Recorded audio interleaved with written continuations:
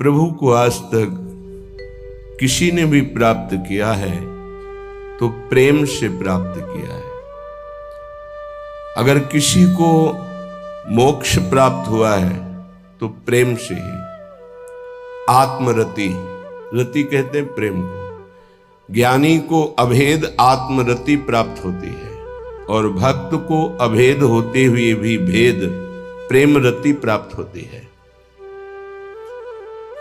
प्रेम के दोनों स्वरूप हैं, प्रिया प्रीतम, श्यामा श्याम। इनको बिना प्रेम के द्वारा न देखा जा सकता है न पाया जा सकता है, और प्रेम सबसे दुर्लभ वस्तु है। प्रेम प्राप्ति के लिए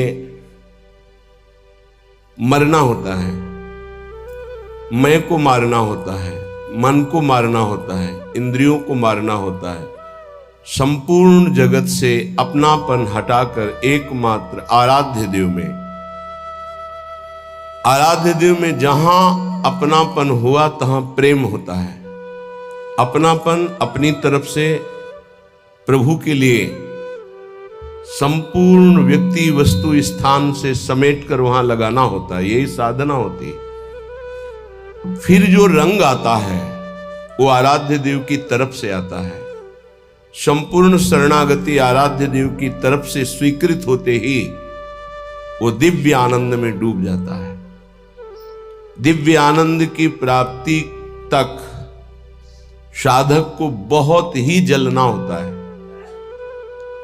ये जलन ब्रह्मा जी के परमेष्ठी पद में विराजमान जो सुख है उससे श्रेष्ठ है। यदि रसिकों का संग नहीं मिला तो इसकी पहचान नहीं हो पाएगी कि श्रेष्ठ सुख की जलन है या भोगों के त्याग से जो जलन हो रही है तो भोग भोग कर मिटाने की जलन है। ये रसिकों के संग से पता चलता है। जो प्रभु के लिए जलन है उसमें इतना सुख है कि ब्रह्म पद में वो सुख नहीं है, पर है। जो मैं ऐसा जानती प्रीति किए दुख होए, तो नगर ढिंढोरा पीटती अजी प्रीति न करियो कोई। मीरा जी कहे, मैं सबको बता देती कि श्री कृष्ण से प्रेम मत करना, क्योंकि ये प्रेम प्रतिपल मिले हुए भी मिलन की आकांक्षा तड़पाना, विकल कर देना, संपूर्ण वृत्ति को एकाग्र कर देना, संपूर्ण वृत्ति को रस में डुबो देना, और सतरति सतरति सा लोकांतार्यति, ऐसी सामर्थ्य प्रदान करना। आप ऐसा समझ लीजिए कि लोहे में काटने की ताकत नहीं, पर लोहा जब अग्नि में तपाकर और घन के द्वारा प्रहार किया जाता है तो वही तीक्ष्ण धार वाला अस्त्र बन जाता है। पर तपाना और तत्काल निकालकर पानी में डालना, फिर घन की चोट पहुंचाना, फिर रगड़कर उसकी धार बनाना, तब वो अस्त्र बनता है।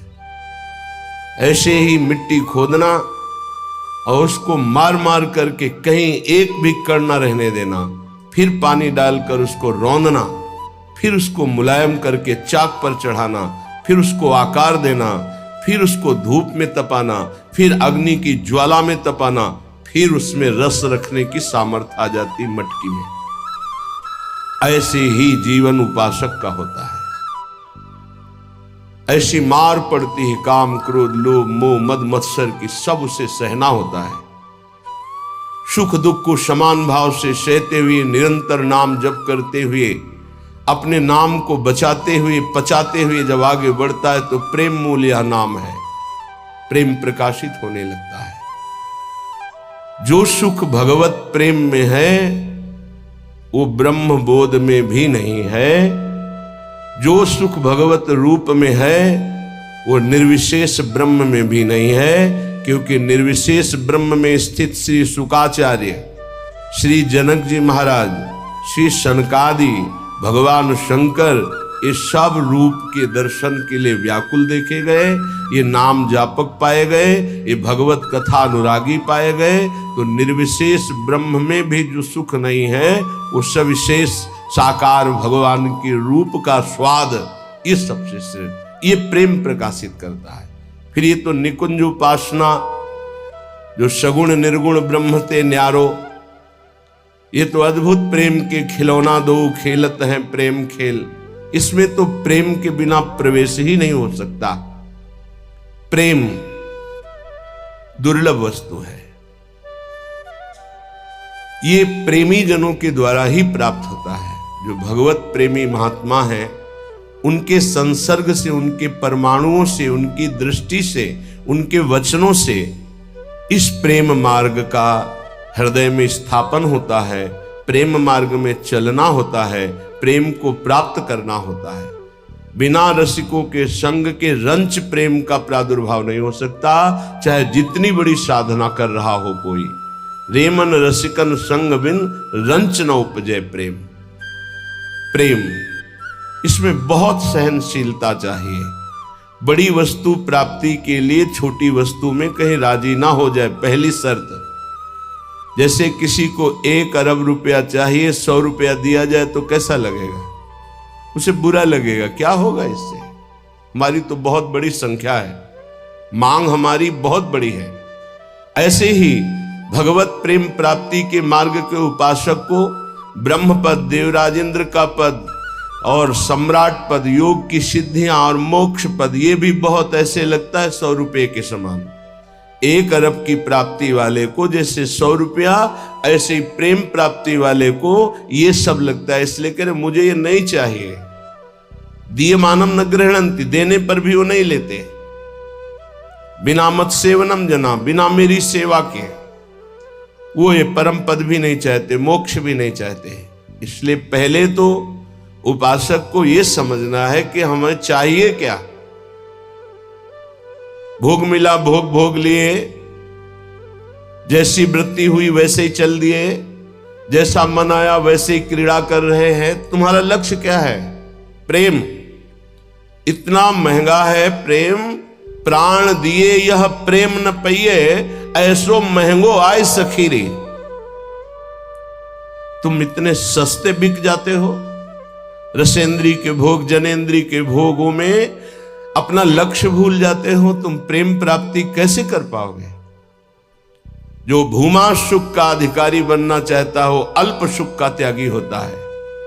जो अल्प सुख में रमण करने लगता है, भूमा सुख के अधिकार को खो देता है। भूमा सुख परमात्म सुख। जिसकी बुद्धि इतनी प्रवीण है कि हमारा लक्ष्य है प्रेम, तो प्रेम के आगे कुछ नहीं, कुछ नहीं चाहिए, प्रेम चाहिए।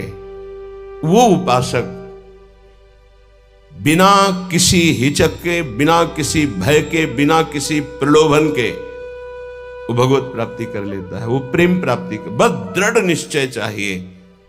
फिसलना नहीं है, ये ले लो, ये ले लो, नहीं नहीं, मेरा तो लक्ष्य प्रेम है, इससे क्या होगा। पर ऐसा नहीं है। वो प्रेम तो बाद में मिल ही जाएगा, पहले हमें भोग लेते हैं। बस यही त्रुटि जीवन को नष्ट कर देती है, यही कमी हमारी हमको आगे नहीं बढ़ने देती। नहीं, परमार्थ में थोड़ा भी नाम जप करने वाला, थोड़ी भी साधना करने वाला, उसको अनुभूतियां होने लगती हैं। चल चला चल राह में अनुभूतियों का ले सहारा, कौन तेरा साथ देगा व्यर्थ में किसको पुकारा। परमार्थ के पथिक का कोई और साथ नहीं देता, उसकी अनुभूतियां साथ देती है। पर अनुभूतियां हैं नहीं तो धन साथ देगा, व्यक्ति साथ देगा, शरीर साथ देगा, रिश्ते नाते साथ देंगे। ये सब काल के गाल में दबे हुए हैं, ये क्या साथ देंगे।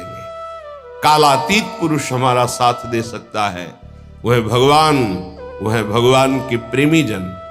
इसलिए बहुत सावधानी पूर्वक सत्संग सुने और इस जीवन का चरम लक्ष्य है प्रेम। उस प्रेम को हम प्राप्त करने के लिए कमर कसे। श्रीपाद प्रबोधानंद जी महाराज कह रहे, किम नो भूपैः किम नु देवादिभिर्वा स्वाप्नैश्वर्योत्फुल्लितैः किंच मुक्तैः शून्यालंबैर्वैष्णवैर्वापि किम नः श्रीमद्वृंदा काननैकांत भाजाम।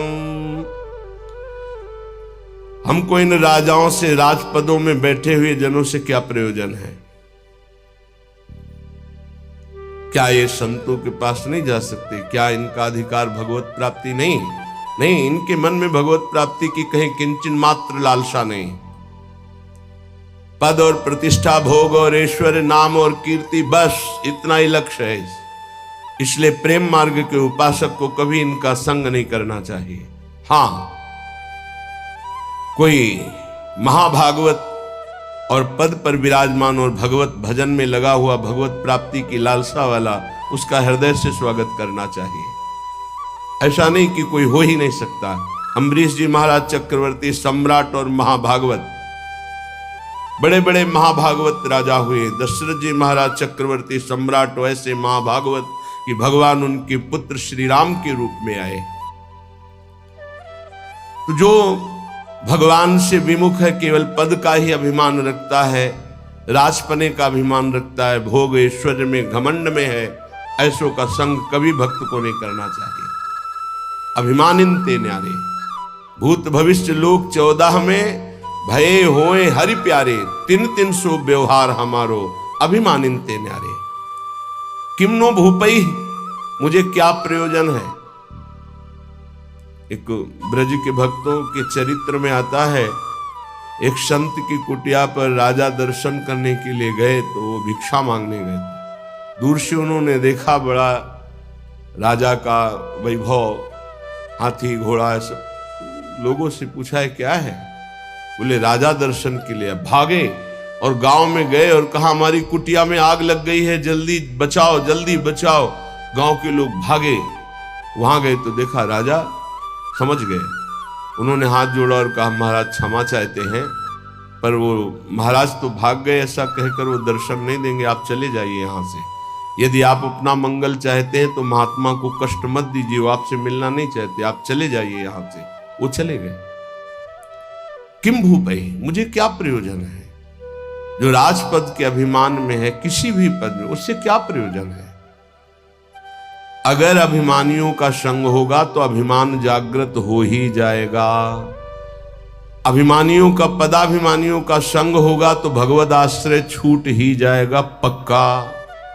ले लो हमारा फोन नंबर, मैं तो आपकी आज्ञा पर चलूंगा, आप केवल फोन कर दीजिए, सब ठीक हो जाएगा। मर गया साधक। जीवन में अन्य आश्रय आना अपनी साधना से भ्रष्ट हो जाना है। एक भरोसो, एक बल, एक आस विश्वास, एक राम घनश्याम हित चातक तुलसीदास। एक ही भरोसा, एक से ही आशा, एक से ही विश्वास, एक से ही संबंध हमारा मात्र आराध्य देव, बस। अन्य का कहीं आश्रय हुआ तो उपासक गिर जाएगा, पक्का गिर जाएगा, और गिरते हुए देखा है। श्रीपाद प्रबोधानंद जी महाराज कह रहे, नु देवादि भिरवा, मुझे इन देवताओं से भी क्या प्रयोजन है। श्रीमद् भगवद गीता जी में भगवान कहते हैं, भूतों को पूजने वाले भूतों को प्राप्त होते हैं, देवताओं को पूजने वाले देवताओं को प्राप्त होते हैं। तो देवलोक स्थायी लोक नहीं है, स्वाप्निक है। देवादिभिर्वा स्वप्नैश्वर्योत्फुल्लितैः, जैसे स्वप्न में आप पहुंच गए, बहुत सुंदर मकान, बहुत सुंदर सुंदरियां, भोग ऐश्वर्य, जब जगे तो कुछ नहीं है। ऐसे स्वप्न का विलास स्वर्ग है, एक अच्छा सुखद स्वप्न, जहां पुण्य खत्म हुए, मृत्यु लोक के विसंति, आग खुला, कुछ नहीं। इसलिए मुझे देवताओं से भी क्या प्रयोजन है। क्या दे देंगे? क्या भगवान की प्राप्ति करा सकते हैं? क्या भगवत प्रेम दे सकते हैं? नहीं दे सकते। इसीलिए कहा गया, बड़े भाग मानुष तन पावा, सुर दुर्लभ सद ग्रंथन गावा। ये देवताओं को भी दुर्लभ है मनुष्य देव, क्योंकि इससे हम भजन करके भगवान को प्राप्त कर सकते हैं, वो नहीं। श्रीपाद करे शून्यावलंबीर, कुछ आराधना करने वाले ऐसे हैं कि शून्य की उपासना करते हैं। अरे ध्यान ही करना है तो सच्चिदानंद भगवान के नाम रूप का ध्यान करो, समय सार्थक हो जाएगा। किम वैष्णवैर वापी, वैष्णव धाम वैकुंठ से भी हमारा क्या प्रयोजन है। ये तो सखाओं को पसंद नहीं आया। जब सखाओं ने जाना, नंद बाबा को वरुण के पार्षद ले गए थे, और श्री कृष्णचंद्र जो जब उनको मुक्त कराने के लिए गए तो जो लोकपाल वरुण ने साष्टांग दंडवत की और अर्घ पूजा और उपासना वो नंद बाबा ने देखी। मेरे लाला को बड़े बड़े देवता लोकपाल दंडवत कर रहे हैं।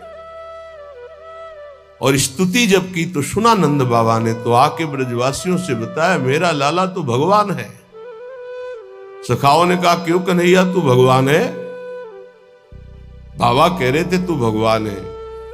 तो भगवान है तो वैकुंठ दिखा।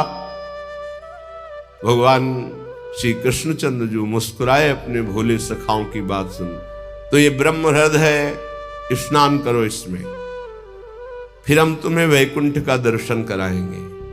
जीव ही डुबकी लगाई पहुंच गए वैकुंठ। वहां भगवान की दिव्य चतुर्भुज पार्षद और दूर सिंहासन में इंद्र नीलमणि कांति चतुर्भुज भगवान श्री के सहित विराजमान है, लक्ष्मी जी के सहित विराजमान है। वो कांप गए वैभव देखकर। पार्षदों ने रोक दिया। अरे बोले मुझे ऐसे के पास जाना ही नहीं, मेरा कन्हैया तो सिर्फ मेरा है। और एकदम व्याकुल हुए कहा नहीं चाहिए मुझे वैकुंठ।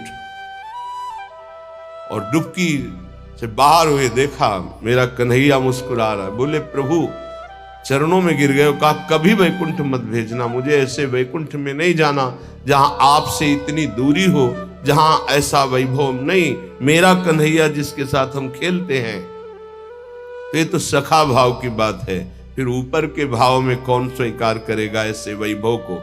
वैकुंठ के भी वैभव को नहीं स्वीकार करना, ना श्रीमत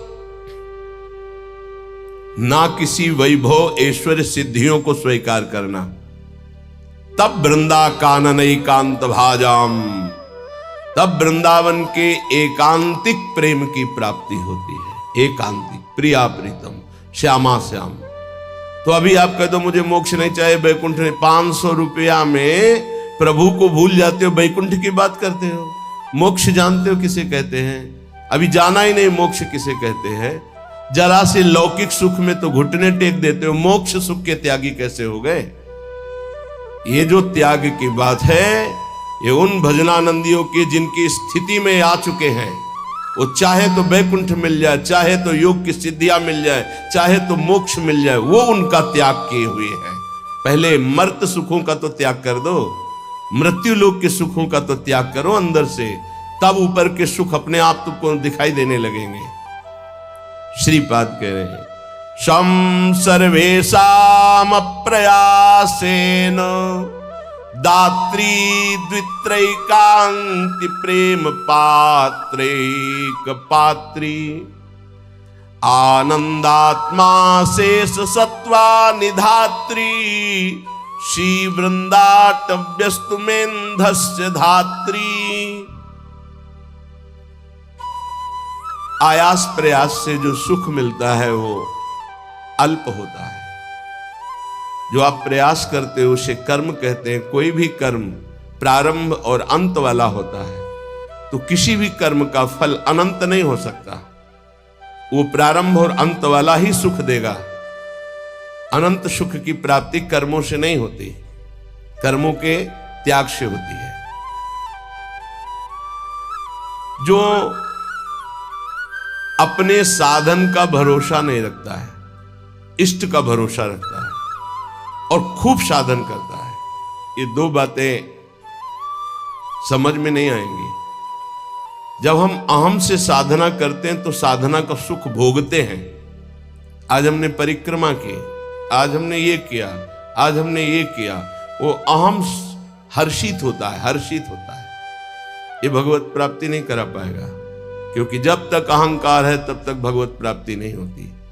इसीलिए सर्वेषु साधन वरेश चिरम निराशा।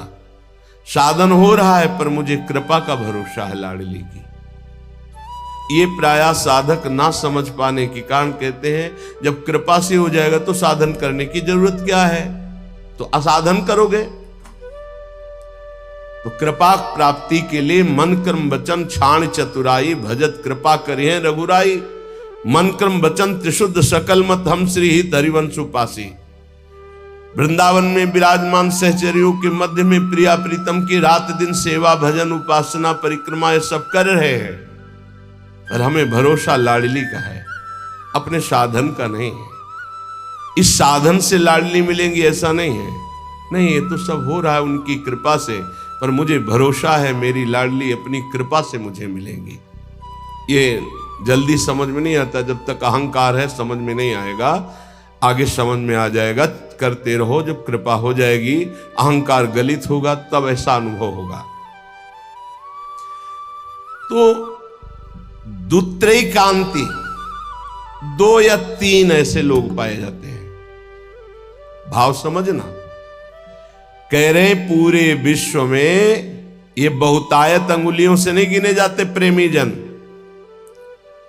जिनको न राजाओं से मतलब है न देवताओं से मतलब है, वो स्वाप्निक सुख जो स्वर्गलोक आदि के सुख है उनसे मतलब नहीं है, जो मोक्ष से भी मतलब नहीं रखते, जो वैष्णो धाम वैकुंठ से भी मतलब नहीं रखते, वृंदावन की एकांतिक कुंज में बैठे हुए श्यामा श्याम का जस गा रहे हैं, श्यामा श्याम के लिए रुदन कर रहे हैं, जिनका आयास प्रयास से प्राप्त होने वाले सुख की कोई आकांक्षा नहीं है, ऐसे दुत्रैकांति, 2 या 3, सरल भाषा में समझिए, जो कहो हरिवंश रस बिरलो समझन हार, एक दोई जो खोजिए पाई सब संसार।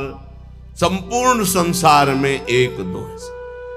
एक बार भगवान वल्लभाचार्य जी से उनके एक प्रिय धनी शिष्य ने कहा, आज हमारी इच्छा है कि 100 विद्वान ब्राह्मणों को भोजन कराएं। बोले बहुत सुंदर, यदि एक 12 तिलकधारी कंठीधारी आचार्य परंपरा से युक्त वैष्णव को पवा दो तो 100 ब्राह्मणों को पवाने का फल प्राप्त हो जाएगा। ओहो, ऐसा वैष्णव की, तो प्रभु हम 100 वैष्णव पवाएंगे। तो उनका एक अश्रुपूरित, आंखों से अश्रु बह रहे, शरीर पुलकित है, कंठ गदगद है और नाम में रत है, ऐसे प्रेमी महाभागवत को पवा दो तो 100 वैष्णवों के पवाने का तुम्हें फल प्राप्त होगा। तो बोले भगवान 100 प्रेमियों को पवा देते हैं। तो वल्लभाचार्य जी के आंसू आ गए, प्रेमी 100 नहीं, प्रेमी तो 1-2 ऐसे मिलते हैं। कैसे प्रेमी? यहां शर्त है, जिनका ना राजाओं से प्रयोजन है, ना देवताओं से प्रयोजन, ना वैकुंठ से प्रयोजन, ना मोक्ष से प्रयोजन, केवल प्रियालाल के लिए तड़प रहे गदगद सुर, नैना सजल दंपति रस रहे भीन, ई गति वृंदा विपिन में फिरे प्रेम तल्लीन। ऐसे प्रेमी जनों का सानिध्य और दर्शन, ये विशेष भगवान की कृपा होती है, विशेष कृपा। श्रीपाद कह रहे दुखान्येव सुखानि, ये प्रेम प्रेम, विद्य यशो जानी कीर्तिम परा, मन्ये था अधमश्च दुष्परिभवान सम्मानवत् सत्तमयी, दैन्यान्येव महाविभूतिमति सल्लाभान लाभान सदा, पापान्येव च पुण्यमस्ति यदि ते वृंदावनम जीवनम। अगर प्रेम प्राप्ति करना है तो दुखों को गले लगाना सीखो, सच्ची कहते हैं। फिर हृदय की बात कहते हैं, जब सब दुख एक साथ घेरते हैं तभी प्रेम के सहने की सामर्थ्य आती, ध्यान रखना। इस प्रेम को भयानक विपत्ति और रोगों से युक्त करके ही सहा जा सकता है, अन्यथा नहीं। ये सबकी समझ में नहीं आएगा, भयभीत मत होना। इसका समन ही होता भयानक कष्ट में। भयानक कष्ट की स्थिति में ही प्रेम का समन होता है। वो चाहे जैसे स्वस्थ शरीर वाला हो, जहां प्रेम का प्रादुर्भाव होगा, भारी बाहरी विपत्ति और आंतरिक, तभी वो प्रेम का समन होता है, उसका पारा चढ़ता है और भगवान को अधीन कर लेता है। ये लिखा पढ़ी की बात नहीं कह रहे, हृदय की बात कह रहे। वैसे भी भगवान ने युधिष्ठिर जी से कहा, जिस पर मैं परम कृपा करता हूं उसका सर्वनाश कर देता हूं। चाहिए परम कृपा? जिस पर परम कृपा करता हूं सर्वनाश कर देता हूं, ये शब्द है। क्या सर्वनाश करता हूं? धन का अपहरण कर लेता हूं, स्वजनों का अपहरण कर लेता हूं, कोई उससे बात नहीं करेगा, किसी काम का नहीं रह जाएगा। तब उसका सीधा अर्थ भाव मेरे से होता है और फिर मैं उसे निहाल कर देता हूं। हिम्मत हो तो कूदो अखाड़े पे। नारायण अति कठिन है हरि मिलन की बाट, या में पग पीछे धरे प्रथम शीश दे काट। तो आप कहोगे फिर भक्ति करना ही नहीं। यहां चरम सीमा की बात प्रेम की हो रही। श्री कृष्ण का प्रेमी ऐसा वैसा नहीं होता, टिकुली बुंदा वाला नहीं होता, चूड़ी भांगरा वाला नहीं होता, वो परमहंस होता है। इनसे श्री कृष्ण रीझने वाले नहीं। चमड़े की चिकनाहट से अज्ञानी रीझता है, ज्ञानी नहीं, वो तो ज्ञान समुद्र है, सच्चिदानंद। ये जो बहुत बुरी तरह से है, अब वो तो अपने सब दर्शन होते हैं। जब सुबह मंगला में आते तो सब प्रकार के भगवान के दर्शन होते, विराट रूप के, छोटा बड़ा मंझोला रुद्र प्रेमी सब तरह के दर्शन होते। तो उसमें जैसे अब वो जो लाल लाल ऐसे तो बहुत ही बुरा लगता है, ऐसे तो धो के मुंह खड़े हो जाते तो अच्छा लगता। अरे इस शरीर को सजाने से श्री कृष्ण मिलते हैं भैया। बढ़िया रज यमुना किनारे के मुंह में लगा के आते तो दर्शन मात्र से हृदय शीतल हो जाता है, निष्पाप हो जाते हैं ऐसे दर्शन से। जैसे कुछ साधक ऐसे करके ऐसे दर्शन मात्र से निष्पाप हो जाओ, क्योंकि वो रज लगी जो शिव शनकादि की याचना करते हैं।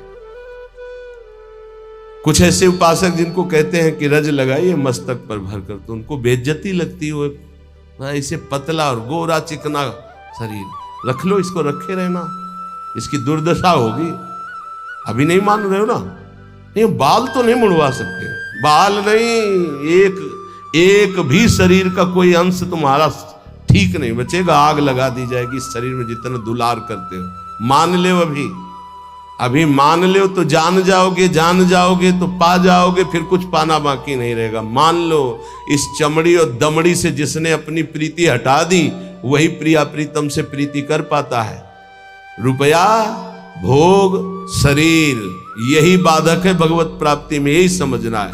दुखान्य व सुखानि, इस मार्ग का उपासक दुख को सुख मान करके चलता है। ये बहादुरों का मार्ग है। हम तो धन्यवाद देते हैं कि आप ऐसा सत्संग सुन रहे हैं, नहीं तो प्रायः इतना दान करो तो ये मिलेगा, इतना करो तो ये मिलेगा, यही सुनने के लिए तैयार है। लेकिन ये आप सुन रहे हैं, हमारे ऊपर बड़ी कृपा कर रहे हैं, क्योंकि आप सुन रहे हैं तो सुनाने का उत्साह बढ़ रहा है। इसे सुनने की योग्यता खो दी है।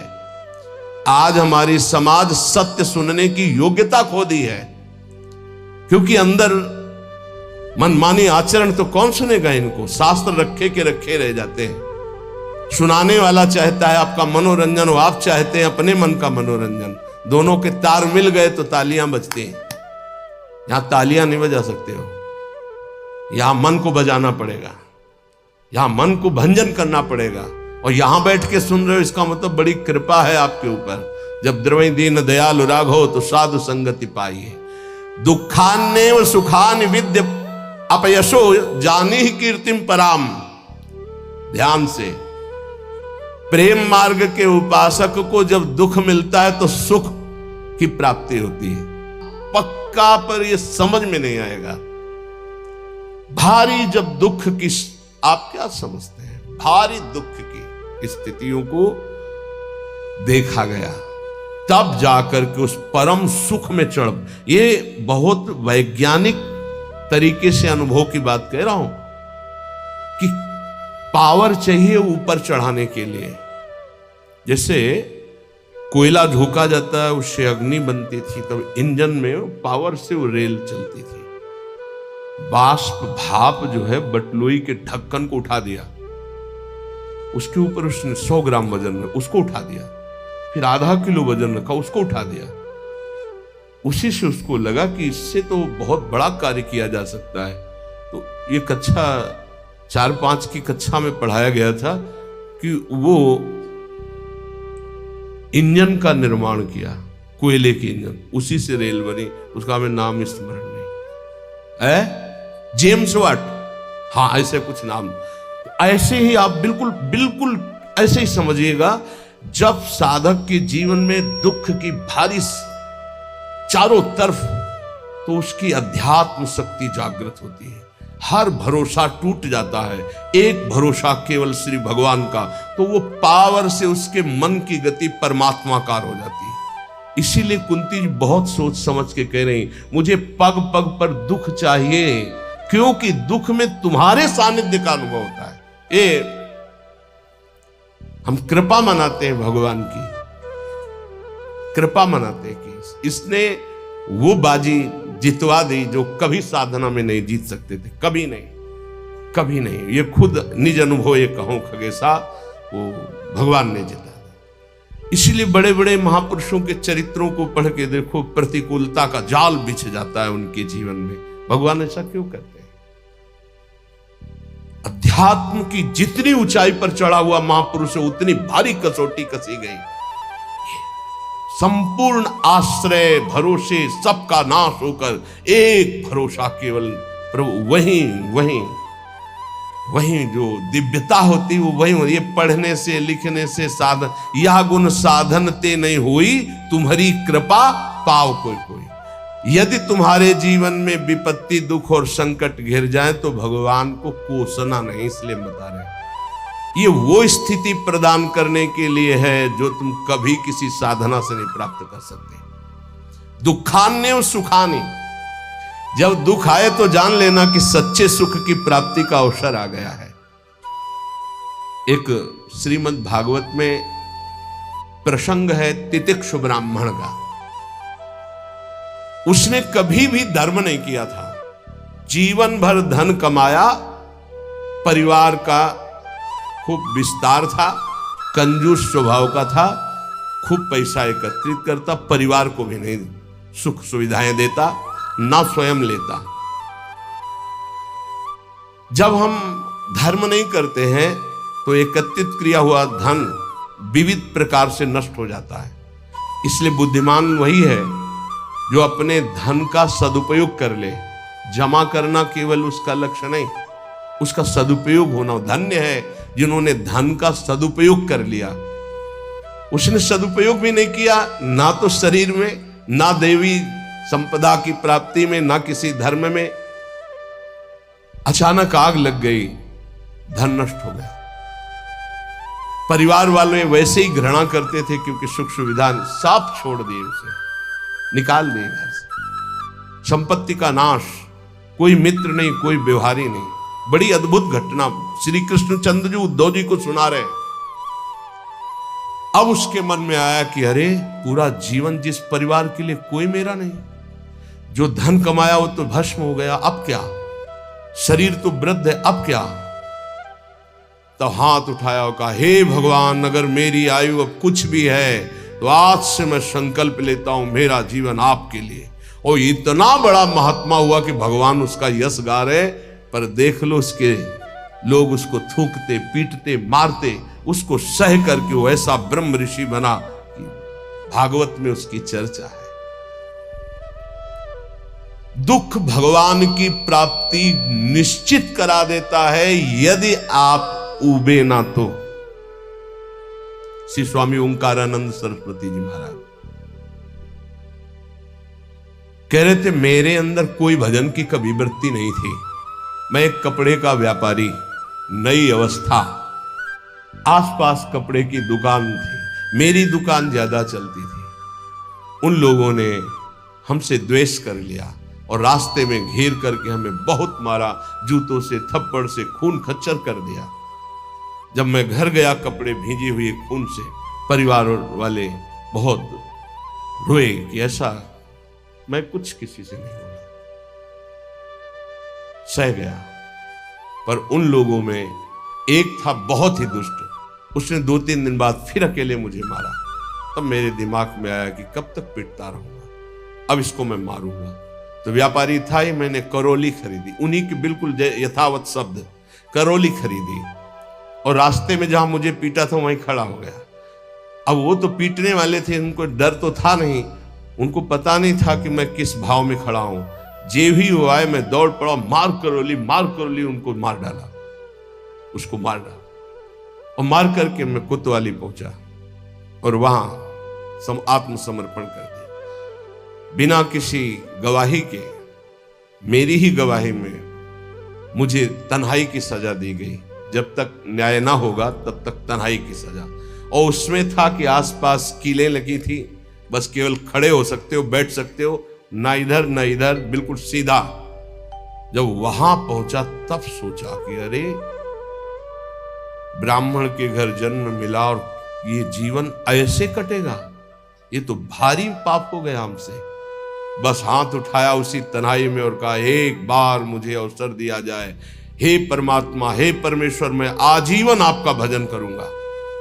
ब्याह हुआ नहीं था, अब निकलने का कोई साधन नहीं। कुछ दिन तन्हाई के बाद जब बाहर उनको बैठाला गया, उन्होंने संकल्प किया, न पानी पीऊंगा, न भोजन पीऊंगा, प्राण त्याग दूंगा। अगर जीवित रहा और मुझे मुक्त अवस्था मिल गई तो मैं आजीवन संन्यास लेकर भगवान का भजन करूंगा।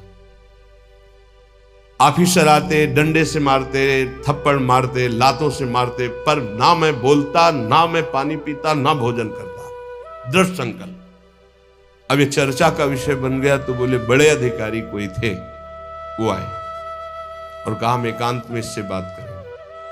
तो हमसे कहा कि बोलो, क्या बात है, क्या तुम निर्दोष हो, तुम्हें फंसाया गया है, तुम स्पष्ट बता दो, मैं तुम्हें वचन देता हूं कि मैं तुम्हारा सहयोग करूंगा। मुझे लगा कि भगवान मेरा सहयोग करने आए। मैंने आंख उठाई और कहा, श्रीमान आप जो भी है मुझे पता नहीं, पर मैं आपसे प्रार्थना करता हूं कि अगर मुझे छूट दे दी जाए तो मैं आजीवन संन्यास लेकर भजन करना। बोले पक्का? बोले हाँ। बोले आपकी रिपोर्ट में तो आपने ही कहा है मैंने कत्ल किया है, अब आपको एक सत्य के लिए झूठ बोलना पड़ेगा, मैं आपको बचा लूंगा। आपको बोलना पड़ेगा दबाव में मुझसे कहलाया गया, मैंने कुछ नहीं किया। बोले बोल दूंगा। और बोले ऐसा विधान बना, मैं मुक्त हो गया, घर नहीं गया, सीधे सन्यास लेकर। और वो परम 90 वर्ष की अवस्था की बात कह रहा हूं, उनसे जब मिले, वो ब्रह्माकार स्थिति, उस दुख घटना ने उनको एक ब्रह्मलीन महापुरुष बना दिया। दुखान्य और सुखाने, दुख परम सुख प्रदान करने वाला है पक्का। विद्य अपयशो जानी कीर्तिम परा। यदि तुम्हारी निंदा हो रही है तो तुम प्रेम मार्ग के पथिक हो, नाच पड़ो, तुम्हारा मंगल हो गया। क्या? तुम्हारी सारी अशुभ वृत्तियां नष्ट हो जाएंगे, तुम्हारी विमल कीर्ति का प्रकाश होगा, विमल कीर्ति का। ये रहस्य है। जब तुम्हारी निंदा हो तो आनंदित हो जाओ, जब दुख हो तो जान लो परम सुख की प्राप्ति का मार्ग खुलने वाला है। पर बहुत धैर्य की जरूरत है, बहुत धैर्य की जरूरत।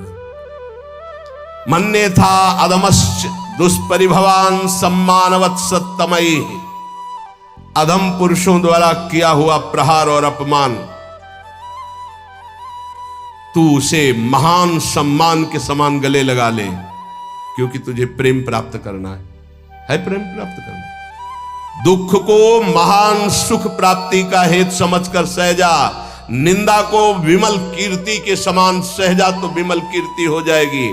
और नीच पुरुषों द्वारा, अधम पुरुषों द्वारा किया हुआ अपमान, प्रहार, उसे गले लगा। ये है अध्यात्म, ये अध्यात्म है, इसे अध्यात्म कहते हैं। ये शास्त्रों में लिखा ही है, बहुत कम है जो है ऐसे जो इसको धारण करते हैं, नहीं तो अब केवल मनोरंजन रह गया है। चर्चा का मतलब मनोरंजन रह गया है, जिससे तालियां बजे, जिससे मनोरंजन हो, वाहवाही हो, बस यही रहे। बोलो इसमें वाहवाही, बजाओ इसमें तालियां, बजा सकते हो तालियां? वाह वाह वाह नहीं बजा सकते, होश उड़ जाएंगे। दुखान्य व सुखाने, ये सब अध्यात्म है। विद्या अपयसो जाने कीर्तिम पराम। ओठ सूख जाएंगे जब धारण करने की सोचोगे। अध्यात्म, दैन्यान्येव महाविभूति मति सल्लाभान लाभान सदा। दैन्य ये महाविभूति है वैष्णव की। वैष्णव के पास संपत्ति क्या है? दैन्य। यही दरबार दीन को आदर रीति सदा चली आई। दैन्य। दैन्यान्यो महाविभूति मति सल्लाभान लाभान सदा। अलाभ को परम लाभ जानकर दैन्य भाव से मान अपमान दुख सुख जो भी परिस्थिति निंदा स्तुति सबको चीरता हुआ जो नाम जप करता हुआ आगे बढ़ता है, तो कह रहे वृंदावनम जीवनम, उसके जीवन में दिव्य वृंदावन का प्रकाश हो जाता है। भक्ति के सारांश में वर्णन करते हैं 64 अंग हैं। यदि ये 64 अंग भक्ति के संपूर्णतया हृदय में प्रकाशित हो जाए तो प्रेम अपने आप जागृत हो जाएगा। पहले एक उपासक ने प्रश्न किया कि हम कभी ये जपते हैं, कभी ये जपते हैं, कभी इनकी सेवा करते हैं, कभी इनकी सेवा करते हैं, बड़ा मन चंचल और दुविधा में फंसा रहता है, क्या करूं? तो यहां पहला भक्ति का लक्षण है श्री गुरु चरणों का आश्रय लेना। श्री गुरु चरण पादाश्रया। जब हम गुरुदेव के चरणों का आश्रय ले लेते हैं तो ये प्रश्न ही नहीं बनता जो वो प्रश्न कर रहे थे। ये प्रश्न उन्हीं का बनता है जो मनमुखी चाल चल रहे हैं। गुरुमुखी में ये प्रश्न नहीं। बोलो जितने गुरुमुखी हो तुम्हें प्रश्न है कि मुझे क्या करना है क्या नहीं करना। तुम्हें पता होगा मुझे किसकी उपासना करनी हो कैसे करनी है। अगर इतना पता नहीं तो गुरुमुख नहीं हो। कंठी बंधवा लिए हो अभी गुरुमुख नहीं हुए तुम। गुरुमुख वही जिसका समाधान हो चुका है। क्या समाधान? मेरे आराध्य देव श्री प्रिया प्रीतम, उनकी उपासना ये पूरा पता है। अब उसमें कोई मिलावट की जरूरत नहीं। इसलिए भक्ति के प्रथम अंग का श्री गुरु चरणों का आश्रय, यहां से प्रारंभ ही होती है। असली भक्ति का स्वरूप यहीं से प्रारंभ होता है, गुरु चरण आश्रित। एक बहुत प्रवीण बुद्धि के उन्होंने कहा कि अगर हम अव्यक्त को गुरु बना लेते हैं तो व्यक्त गुरु बनाने की जरूरत क्या है? पकड़ो, अव्यक्त वाणी चल रही, यहां वाणी है अव्यक्त, पकड़ो उसको, पकड़ के दिखाओ। नहीं, आप नहीं पकड़ पाएंगे। तो वही अव्यक्त सत्ता व्यक्त गुरुदेव के रूप में, गुरु साक्षात पर ब्रह्म, और वही उपदेश देने के लिए आती है। अव्यक्त आके तुम्हें डांटेगा नहीं। अगर अव्यक्त गुरु की बात माननी है तो सब लोग शांत होकर अपने हृदय में देखो। जब तुम गलत करना चाहते हो अव्यक्त गुरुदेव तुम्हें उपदेश देते, मानते हो तुम उनकी बात? देखो ना, अंदर आता गलत है नहीं करना, मानते हो बात? और व्यक्त गुरुदेव धज्जियां उड़ा देंगे तुम्हारी। अगर जरा भी तुम आश्रय छोड़ के भाग गए तो बात अलग है। जरा भी आश्रय लिए तो तुम्हें सुधरना पड़ेगा। आज नहीं तो कल, कल नहीं तो परसों तुम्हें भगवत प्राप्ति होगी, पक्का होगी। क्योंकि गुरु की नजर पड़ चुकी है, अब तुम्हें विकार परास्त नहीं कर सकते। श्री गुरु चरणों का आश्रय लेना पहला। दूसरा, श्री गुरु चरणारविंद के आश्रित होकर उनसे मंत्र दीक्षा लेकर इष्ट से संबंध का परिचय जानना। गुरुदेव से मंत्र दीक्षा लेकर इष्ट से संबंध का परिचय जानना। आपको पता है आपका क्या संबंध है? पता होगा आपका अपने इष्ट से क्या संबंध है?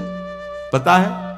भाव संबंध को गुरुदेव जो प्रदान करते हैं वो तो पता ही होगा कि आपका आपके इष्ट से क्या संबंध है। नहीं है? हाँ, यह अंदर का विषय है। अपने इष्ट से क्या संबंध है ये आपको पता होना चाहिए। गुरु मंत्र दीक्षा और इष्ट संबंध भक्ति के 64 अंगों में दूसरा। पहला है, सबसे पहला गुरु आश्रय। एक आए थे बहुत ज्ञानी जी, बहुत बड़े ज्ञानी जी। ओ, मुझे मोह क्यों है? भ्रम हो गया है। ये भ्रम क्यों है? क्योंकि अज्ञान है। यह अज्ञान क्यों है? क्योंकि आप स्वीकार किए। ये आप कौन है? ब्रह्म है। ये ब्रह्म कैसे है? वह किसके चेला हो? गुरु बनाया किसी को? नहीं, बनाने की चेष्टा की थी, किसी का नाम लिया, बोले बनाया तो किसी को नहीं, तो उनका कुछ नहीं हो तुम। वह क्यों है? माथे में तिलक लगाया, कोई प्रश्नवाचक चिन्ह का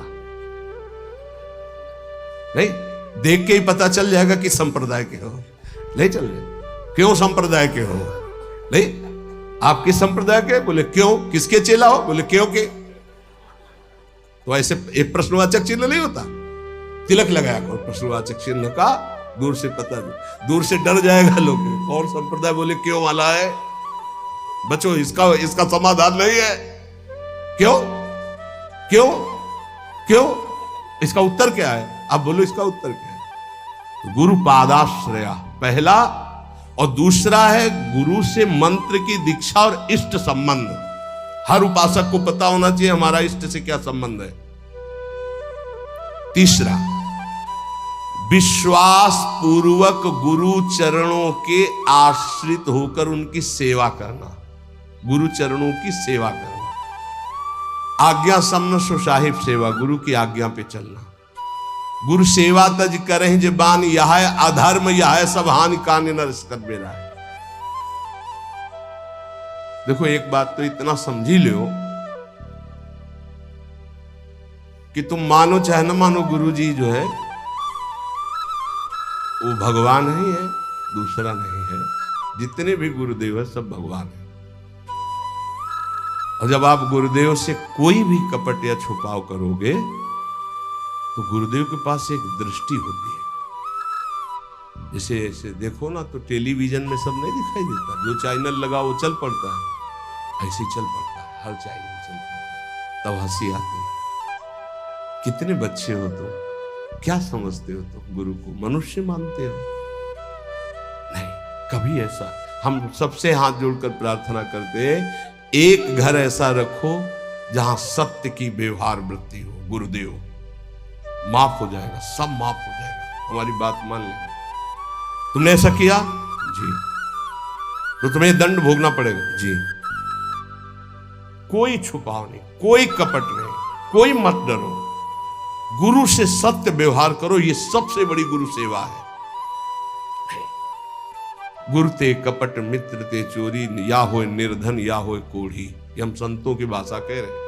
कुष्ठ रोग से ग्रसित हो जाता है आगे चलकर जो गुरु से छल कपट करता है। ध्यान रखना, निर्धनता, भजनहीनता, ये सब उसके जीवन में आ जाएगी। ये सब 2 मिनट का काम, माया का 2 मिनट का काम है ये। फूलो मत, भूलो मत, सावधान। जिन्होंने मंत्र दिया है, जिन्होंने अपना जीवन दे दिया है, उनके तुम लाड़िले, वो तुम्हारा अमंगल करेंगे। तुम्हें डरना है इस बात से केवल कि हमसे कोई त्रुटि ना हो जाए। गुरु जी हमें डांटेंगे या फटकारेंगे या मारेंगे तो हमारा जीवन कृतकृत्य हो जाएगा। सच्ची मानिए, अभी मारा ही नहीं पड़ी इसीलिए तुम बहक रहे हो। एक बार माया की मार तो बहुत खा चुके हो तुम। एक बार गुरु की पड़ जाएगी चपत तो जीवन ठीक हो जाएगा, पक्का समझ लो। जिस दिन गुरु करुणा करके एक चपत मार देंगे, उस दिन से माया मारना बंद कर देंगे, पक्का समझ लेना। वो बड़े भाग्यशाली हैं जिनको गुरु की डांट और चपत लगती है। मनमानी आचरण करके ऐसा मत करना कि अब चपत खानी ही है कुछ ऐसा करे कि नाराज हो जाए तो फिर दिन भर नाराज ही बने रहेंगे। इतने हैं, अगर हमसे कोई गलती होती है और गुरु हम पर नाराज होते हैं, चपत मार देते हैं, तो माया की चपत से मुक्त हो जाओगे, पक्का। डरना नहीं, डरो इस बात से कि कहीं हमारे और गुरु के संबंध में कोई बीच में ना आ जाए, बस ये बात, कहीं दरार ना पड़ जाए। और जो डर होता है वो माया जनित, हम डरते नहीं। नरसिंह भगवान से सब डर रहे थे, प्रहलाद जी डरे क्या? दौड़ के गोद में हमारे गुरुदेव है, हमारे माता पिता है, हमारे मित्र हैं, हमारे प्रीतम है, हमारे स्वामी, यही सब है। तुम्हें हो माता च पिता, तुम्हें हो, तुम्हें हो बंधुश्च सखा, तुम्हें हो। तो गुरुदेव के प्रति निष्कपट निश्चल भाव रखना, इससे बड़ी कोई सेवा नहीं है। विश्वास पूर्वक गुरुदेव के चरणों की सेवा करना 64 भक्ति अंगों में। ये 3 तो केवल गुरुदेव में है। गुरुदेव के चरणों का आश्रय, गुरुदेव से प्रभु के मंत्र की दीक्षा और प्रभु से संबंध की जानकारी, तुम्हारा यह संबंध प्रभु से, विश्वास पूर्वक गुरु चरणों की सेवा तीसरा। चौथा, जिस मार्ग में बड़े बड़े महापुरुष चले आए हैं उसी मार्ग का अवलंबन लेना। कोई नया स्थापित मार्ग नहीं, आचार्य परंपरा से होना चाहिए। लाखों इस परंपरा में सिद्ध रसिक हो गए हैं, लाखों, एक दो नहीं, लाखों, जो भगवत प्रेम में मत वाले। ये जो हमारी वैष्णव परंपरा है वो 4 संप्रदाय है। इसके अलावा ये निकुंज की जो उपासना है ये अलग है। जो 4 संप्रदाय हैं उसमें श्री जी की, लालजू की सम्यक उपासना है, पर श्री जी के चरणारविंद की ठसक से जो निकुंज की उपासना है, वृंदावनाधीश्वरी की, ये निकुंज से आई हुई सखियां हैं जो आचार्य रूप में आकर के इस रस को प्रदान करती है। बड़े बड़े महाभागवतों द्वारा परिग्रहित मार्ग का ही अवलंबन करना। ऐसी जगह कभी ना जुड़े जहां आचार्य परंपरा ना हो। ध्यान रखो, परंपरा देखनी चाहिए, आचार्य परंपरा देखनी चाहिए। यहां राधैवेष्टम संप्रदाय कर्ता आचार्यो राधा मंत्रदा सद्गुरुश्च मंत्रो राधा यश्च सर्वात्मनैवं वंदे राधा पाद पद्म प्रधानम श्रीत हरिवंशम। 5वां, गुरुदेव से भागवत संबंध में पूर्ण जानकारी होनी चाहिए। भागवत धर्म हमारा क्या है, जिस धर्म में हम दीक्षित हुए, हमारा कर्तव्य क्या है, हमारा लक्ष्य क्या है, हमारी दिनचर्या क्या होनी चाहिए। 6वां, अपने आराध्य देव की प्राप्ति के लिए भोगों का त्याग कर देना। जैसे कल एक भगवत पार्षद स्वरूप वो कह रहे थे कि कहीं कहीं हमको प्याज लहसुन बना भोजन मिल जाता है तो हम पा लेते हैं, तो अपराध तो नहीं। हमने कहा अपराध की बात तो अलग रही, लेकिन आप अपने स्वरूप को तो देखिए, आप कौन है। कंठी बंधी है, तिलक लगा हुआ है, ऐसे कोई कहीं भी बना के दे दे हम पालेंगे। क्या आप अपने लाला को लगाए बिना भोग पालेंगे? अब इसका उत्तर नहीं था। इसलिए जो भोग हम प्रभु को नहीं पवा सकते वो हम नहीं पा सकते, पक्का। भगवान के निमित्त भोगों का त्याग करना 6वीं भक्ति है। जो हम प्रभु को भोग नहीं लगा सकते वो हम नहीं पा सकते। 7वां, मथुरा वृंदावन आदि जो भगवत धाम है इनमें निवास करना। प्रभु के अपने आराध्य देव के, जैसे रामोपासक तो चित्रकूट है, अयोध्या है, कृष्णोपासक तो ब्रज 84 कोशिश, जैसे हम प्रियाजू के उपासक तो हमारा जीवन वृंदावन है। अगर आप अखंड वास नहीं कर सकते तो 3 रात्रि वास कर लीजिए। जीवन में कभी आपको फुर्सत मिले तो आ जाइए, 3 रात्रि वास। पहले दिन उपवास कीजिए, दूसरे दिन फलाहार, तीसरे दिन 1 बार अन्न और चौथे दिन चले जाइए। नियम से रहिए। अगर आप कभी अवसर मिले तो कार्तिक मास है, सावन मास है, 10-15 दिन रुक गए, नहीं है तो 3 रात्रि रुक गए, नहीं ज्यादा है तो 24 घंटे रुक गए, लेकिन यात्रा करनी चाहिए।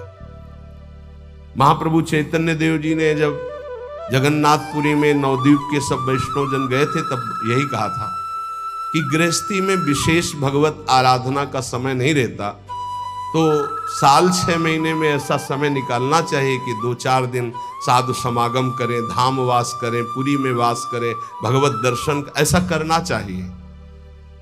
अगर संयोग बन जाए तो 1-1, 2-2 रुपए जोड़ने चाहिए कि ये जाकर हम वहाँ पशु पक्षियों की सेवा कर देंगे, ठाकुर को भोग लगा देंगे, 2-4 संतों को भोजन पवा देंगे। गृहस्थी में ऐसा करना चाहिए। और जो विरक्त भाव में वो तो धाम आदि का ही सेवन करते हैं। 7वां यह है मथुरा वृंदावन ब्रज, ऐसे 84 कोश है हमारा परम पावन ये ब्रज धाम, तो निवास करना चाहिए जितने दिन हो सके। अखंड तो को हो, कोई कोई विशेष भाग्यशाली ये लाभ लेता है, 8वां, किसी के द्वारा दी हुई वस्तुओं को अगर विरक्त है तो उतना ही स्वीकार करे जितनी आवश्यकता है, अनावश्यक नहीं।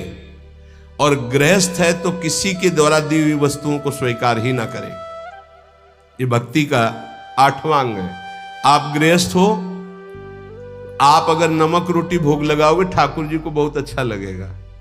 अपनी कमाई का, अपने दूसरे से लेने की जरूरत नहीं। ये जो चटोरापन आ जाता है फिर उससे भक्ति नष्ट हो जाती है, चाहे गृहस्थ हो चाहे विरक्त हो। विरक्त जितनी आवश्यकता, और गृहस्थ अपनी धर्म की कमाई, दूसरे के आगे हाथ फैलाना गृहस्थ का धर्म नहीं। 9वां, व्रतों का सम्मान करना। 64 भक्ति अंगों में है। जो भागवतिक व्रत हैं उनका सम्मान करना, उन दिनों में व्रत रहना, ऐसा। लेकिन यहां वृंदावन नित्य विहार उपासना में विधि निषेध नहीं दास अनन्य उत्कृष्ट व्रतधारी, यहां उत्कृष्ट व्रत धारण किया गया है। ज्ञान धर्म व्रत कर्म जीते सब काहू में नहीं मोह प्रतीति, रसिक अनन्य निशान बजायो एक श्याम श्यामा पद प्रीति। सर्वस्व महाप्रसाद प्रसिद्ध ताके, ये सर्वस्व श्री जी की जूठन के आगे हमारा कुछ नहीं। श्री जी का उच्छिष्टामृत, 8 पैर उनका दुलार। 10वां, आंवला है, पीपल है, तमाल है, ये वृक्ष हैं। आप परिक्रमा कर रहे हैं तो इनको दाहिने कर लीजिए, दाहिने करके निकलिए। अगर आपको सहज में दिखाई दे रहा है कि आंवला, पीपल, तमाल आदि, तो थोड़ा 4 कदम चलकर उसे दाहिने का अपनी परिक्रमा में ले लीजिए, प्रणाम कीजिए। इनका सम्मान करना ये भक्ति का 10वां अंग है। 11वां, जो भगवान की निंदा करने वाले हैं, भक्तों की निंदा करने वाले हैं, भक्ति की निंदा करने वाले, ऐसे भगवत विमुख को पहचान ले और उसका कभी संग न करे। ये भक्ति का अंग है। ऐसा संग, जिनके संग कुमति मति उपजे, करत भजन में भंग, तजोरे मन हरि विमुखन को संग। ये दीक्षा देने में एक अंग का वर्णन ये जरूर करते हैं कि ऐसे लोगों का संग कदापि न किया जाए। दूसरा कहते हैं कि भोजन, जैसे आप रिश्तेदार या नातेदार के यहाँ गए या कहीं गए, वहाँ मांस पात्रों में बनता है और आपने वैष्णो तिलक आदि लगा रखे, तो लोग आपको खीर पूड़ी बना के दे तो भी आपको नहीं पाना है, क्योंकि रसोई तो वही है, पात्र तो वही। हमारा वैष्णो धर्म आज्ञा नहीं करता ऐसा। इसीलिए भगवान के लिए भोगों का त्याग करना। 12वां, अनाधिकारी को शिष्य बना लेना। गुरु को नरक जाना पड़ता है, ध्यान रखना। ये व्यवहार का विषय नहीं है। हरे शिष्य धन शोक न हरे, सो गुरु घोर नरक मा परे। एक दिन एक गुरु शिष्यों के साथ जा रहे थे तो एक बड़े केचुआ में, केचुआ समझते ना जो मिट्टी खाता है, लाल चींटी लगी थी हजारों। तो उनका गुरुदेव, कितना इसको कष्ट हो रहा होगा, क्या इसने ऐसा काम किया कि इसके कोमल शरीर को लाल चींटी काट ले तो बहुत कष्ट होता, खुजलाता, दाग बन जाता बहुत। बोले हजारों इसके कोमल शरीर में लगे। ध्यानस्थ हुए, कहा बेटा ये गुरुजी है, ये चेला है। ये गुरुजी हैं जो केचुआ बने हैं और ये चेला जो चींटी बनी, इनसे धन लिया है। भगवत प्राप्ति की कोई चर्चा नहीं, तो ये देखो ये लीला हो रही। एक न सुने एक नहीं देखा, गुरु शिष्य अंध बधिर कर लेखा। गुरुदेव उपदेश नहीं कर रहे, अपने शिष्य को गलत मार्ग में जा रहा है तो डांट नहीं रहे, और शिष्य गुरुदेव की बात नहीं सुन रहा, दोनों नरक भोगेंगे।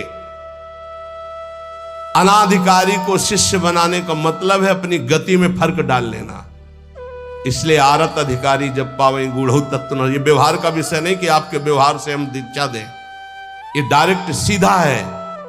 हमें अनुकूल लगा तो देंगे, हमारे धर्म के अनुकूल, नहीं लगा तो कोई व्यवहार का विषय है, ये धर्म का विषय है, ये जीवन का विषय है। तुम थोड़ी नरक में हमारी रक्षा करोगे, हम तुम्हारी नरक में रक्षा करेंगे। हमारे अनुकूल चलना होगा, जो धर्म का आचरण है। अनाधिकारी को शिष्य बनाने का मतलब है गुरु अपने नरक का निमंत्रण कर देना, या तो सभा में मना कर दे। सेवा विचारम नामक ग्रंथ, उसमें हमने पढ़ा था कि यदि शिष्य आज्ञा का पालन नहीं करता अनाधिकारी, तो सभा में खड़े होकर के उसका त्याग कर दे, बता दे कि हम त्याग करते हैं, आज के बाद स्वीकार नहीं है ये शिष्यत्व इसका, हमारी आज्ञा का उल्लंघन, तो आप बच जाओगे, नहीं तो भोगना पड़ेगा। 13वां, भक्ति के विरोधी ग्रंथों का कभी अवलोकन न करें। कॉमिक्स पढ़ रहे हैं, ये पढ़ रहे हैं, वो देख रहे हैं, ये देख रहे हैं, ये करते हैं, वो गेम खेल। अरे यार, राधा राधा राधा राधा राधा, कृष्ण कृष्ण कृष्ण कृष्ण कृष्ण, इसमें समय लगाना है कि उसमें लगाना है?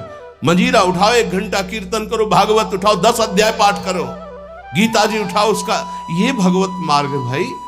भगवत विरोधी भावों को नहीं, भगवत विरोधी ग्रंथों को नहीं। 14वां,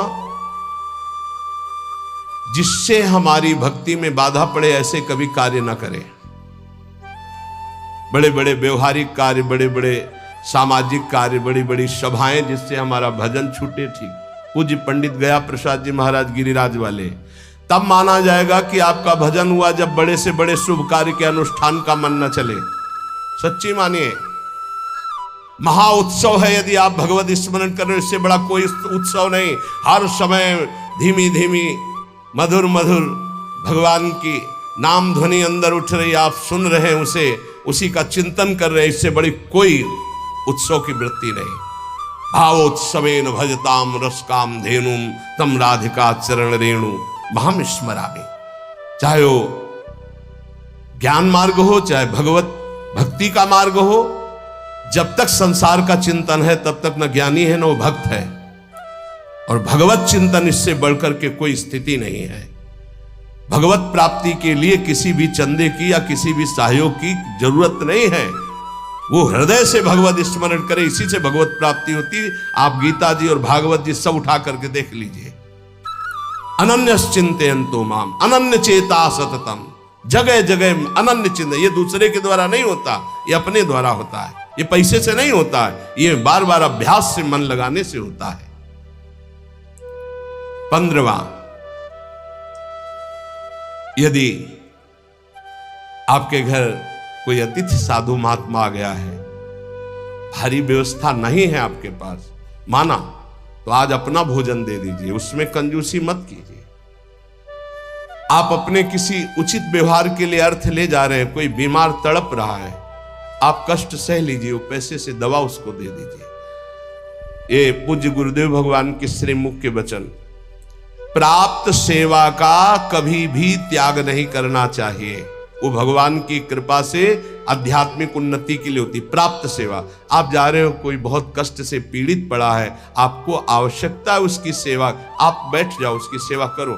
नहीं कुछ है तो तन से सेवा करो, कपड़े से हवा करने लगो, पानी पिला दो, फिर उस समय जरूरत है तो 4 से याचना करके उसको आप औषधि दिला दो। उचित व्यवहार में, सेवा में किसी भी तरह का कुविचार या कृपणता ना होने पावे। अरे ऐसे तो सब पड़े ही रहते, नहीं नहीं, प्राप्त से भगवान ने तुम्हें सेवा दी, उस समय करो। कोई आपके घर आ गया तो वक्र दृष्टि से मत देखो, ए तो साधु महात्मा है, ऐसे नहीं। भगवान आए, तुम्हारे पापों का नाश हो जाएगा मंगल के लिए। अगर वो रोटी मांग रहे, भोजन मांग रहे, आप दौड़ कर जाइए, दरवाजे पर उनको भिक्षा दीजिए। सच्चा महात्मा कभी घर में नहीं घुसेगा, ये भी ध्यान रखना। ऐसे नहीं घुसेगा कि आपके गेट को लांग कर अंदर भिक्षा में जाए, ऐसा कभी नहीं, सिद्धांत नहीं। जो सच्चे मार्ग का पथिक को दरवाजे पे ही राधे श्याम बोलेगा, वो अंदर आ ही नहीं सकता, तुम्हें निश्चिंत रहना है। और जो अंदर आने की बात चेष्टा करे तो आपकी श्रद्धा, आपका परिचय है तो ठीक है, नहीं तो अनुमति नहीं है, पक्का। इसमें कभी धोखा नहीं खाओगे। जो सच्चे मार्ग का पथिक, उसको गुरुजन शिक्षा देते हैं, भिक्षा गेट के बाहर ही ली जाती है। भिक्षा कभी ऐसा नहीं कि आंगन में जाके मांगी जाती हो, कभी नहीं हो। जो आंगन में जाने की चेष्टा करे वो आपका परिचय हो तो ठीक है, आपका विश्वास तो ठीक है, अन्यथा हमारे शास्त्र आज्ञा ऐसा नहीं है। कभी कोई भिक्षा के लिए आ जाए तो अपना भोजन दे दे, लेकिन उसका तिरस्कार ना करे। अगर आप में इतनी भी श्रद्धा नहीं तो 2 बातें तो कर ही सकते हैं। राधे श्याम, वो कह रहा है हमें अमुक चीज चाहिए, असमर्थ हूं, आप जल पी लीजिए, मृदु वचन बुला दीजिए, ऐसे शब्द बोलिए कि उनको बचने का दरिद्रता आपको नहीं देने की सामर्थ्य, आप मना कर दीजिए। लेकिन कटु वचन और रुद्र दृष्टि अगर अतिथि के प्रति की गई तो सारा आपका पुण्य नष्ट हो जाएगा, सारा पुण्य नष्ट हो जाएगा। ये धर्मशास्त्र के अंतर्गत की बात है। उचित व्यवहार, उचित सेवा का अवसर आया, उसमें कंजूसी मत कीजिए, देने में संकोच नहीं होना चाहिए। अब हमारा फिर क्या होगा? वो विश्वंभर देख रहा है, बहुत सुंदर व्यवस्था करेगा। आज तक जिसने साधु सेवा की, भगवान की प्राप्ति हुई, भगवान की कृपा प्राप्ति हुई। कभी ऐसा नहीं हो सकता कि संत सेवा वाला, कभी नहीं हो सकता। श्री जी उसके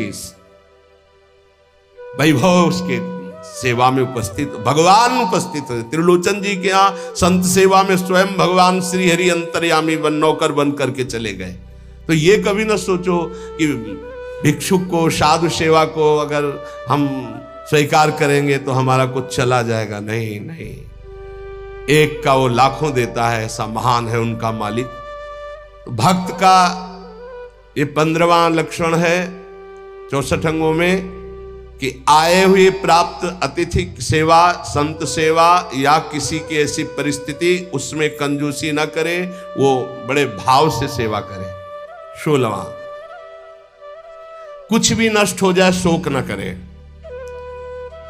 शोक क्यों ना करे? हमारी बड़ी कीमती वस्तु नष्ट हो गई तो जिसने अनंत ब्रह्मांड बनाया, मेरा स्वामी जिस समय चाहेगा वो उससे बड़ी कीमती वस्तु दे देगा, मैं शोक क्यों करूं?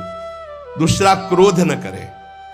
क्रोध होता है कामना से। जब हमारी कामना की पूर्ति में बाधा लगता है तो कामा संजायते क्रोधा। अगर हमारी कामना की पूर्ति नहीं तो हरि कोई बहुत मंगल में विधान कर रहे हैं, हमें क्रोध नहीं करना। अगर कोई हमारा अपमान कर रहा है तो हरि बहुत कृपा कर रहे हैं, मेरे देहाभिमान को गलित कर रहे हैं। अगर कोई हमारी निंदा कर रहा है तो हमारे पापों को नष्ट कर रहा है, उससे जैसा हमारा प्यारा मित्र कौन हो सकता है? तो हमें क्रोध बनता ही नहीं किसी पर करने को। और भी काम आदि विकारों के वशीभूत ना होना, ये 16वां अंग है। 17वां, आप भले अपने देव इष्ट देव के अनन्य हैं, लेकिन किसी भी देवी देवता का आप निंदा या अपमान न करें, नहीं तो आपके इष्ट देव से आपकी रति खत्म हो जाएगी। अनन्यता के ठसक में आकर कहीं किसी की निंदा न कर दे, कहीं किसी का अपमान न कर दे। सब में हमारा इष्ट विराजमान है। 18वां, किसी भी जीव को वाणी से, तन से, मन से उद्वेग ना दे और किसी के द्वारा दिए हुए उद्वेग से उद्वेगित ना हो। ये बहुत काम की बात है। कोई कितना भी उद्वेग दिलाना चाहे, आप उद्वेगित ना हो, आप अंदर से व्यथित ना हो, नहीं तो आपकी निष्ठा में फर्क पड़ जाएगा, साधुता में फर्क पड़ जाएगा। और 19वां, 32 सेवा अपराध और 10 नामापराधों से बचे। वो चर्चाएं पीछे हो चुकी है। 20वां, यदि कोई भगवान के भक्ति की निंदा कर रहा है तो या तो उसकी जबान बंद करो या कान में अंगुली डालो, वहां से चल दो। राधा राधा राधा राधा राधा। भक्त निंदा कान में नहीं पड़नी चाहिए। हो यहां और कान के पर्दे हिला के पूरा सुनना चाहते हैं, फिर क्या हुआ? अच्छा, ऐसा लग रहा है कि मानो परमानंद की बात, भगवान की कभी चर्चा ऐसे नहीं सुनेंगे, उसमें तो झटके लग जाएंगे आलस्य के। लेकिन किसी की निंदा होने लगे, फिर देखो पूरे कान के पर्दे खोल। क्यों? क्योंकि पतन की तरफ मन हमारा स्वाभाविक जाने के लिए तैयार रहता है। जैसे जल को छोड़ो नीच गति, ऐसे ही मन को छोड़ दो नीच गति। तो अगर किसी भी संप्रदाय के किसी भी संत भक्ति की निंदा हो रही है तो हमको वहां से हट जाना चाहिए या कान में अंगुली डाल लेना चाहिए, नहीं तो भारी अपराध लगता है।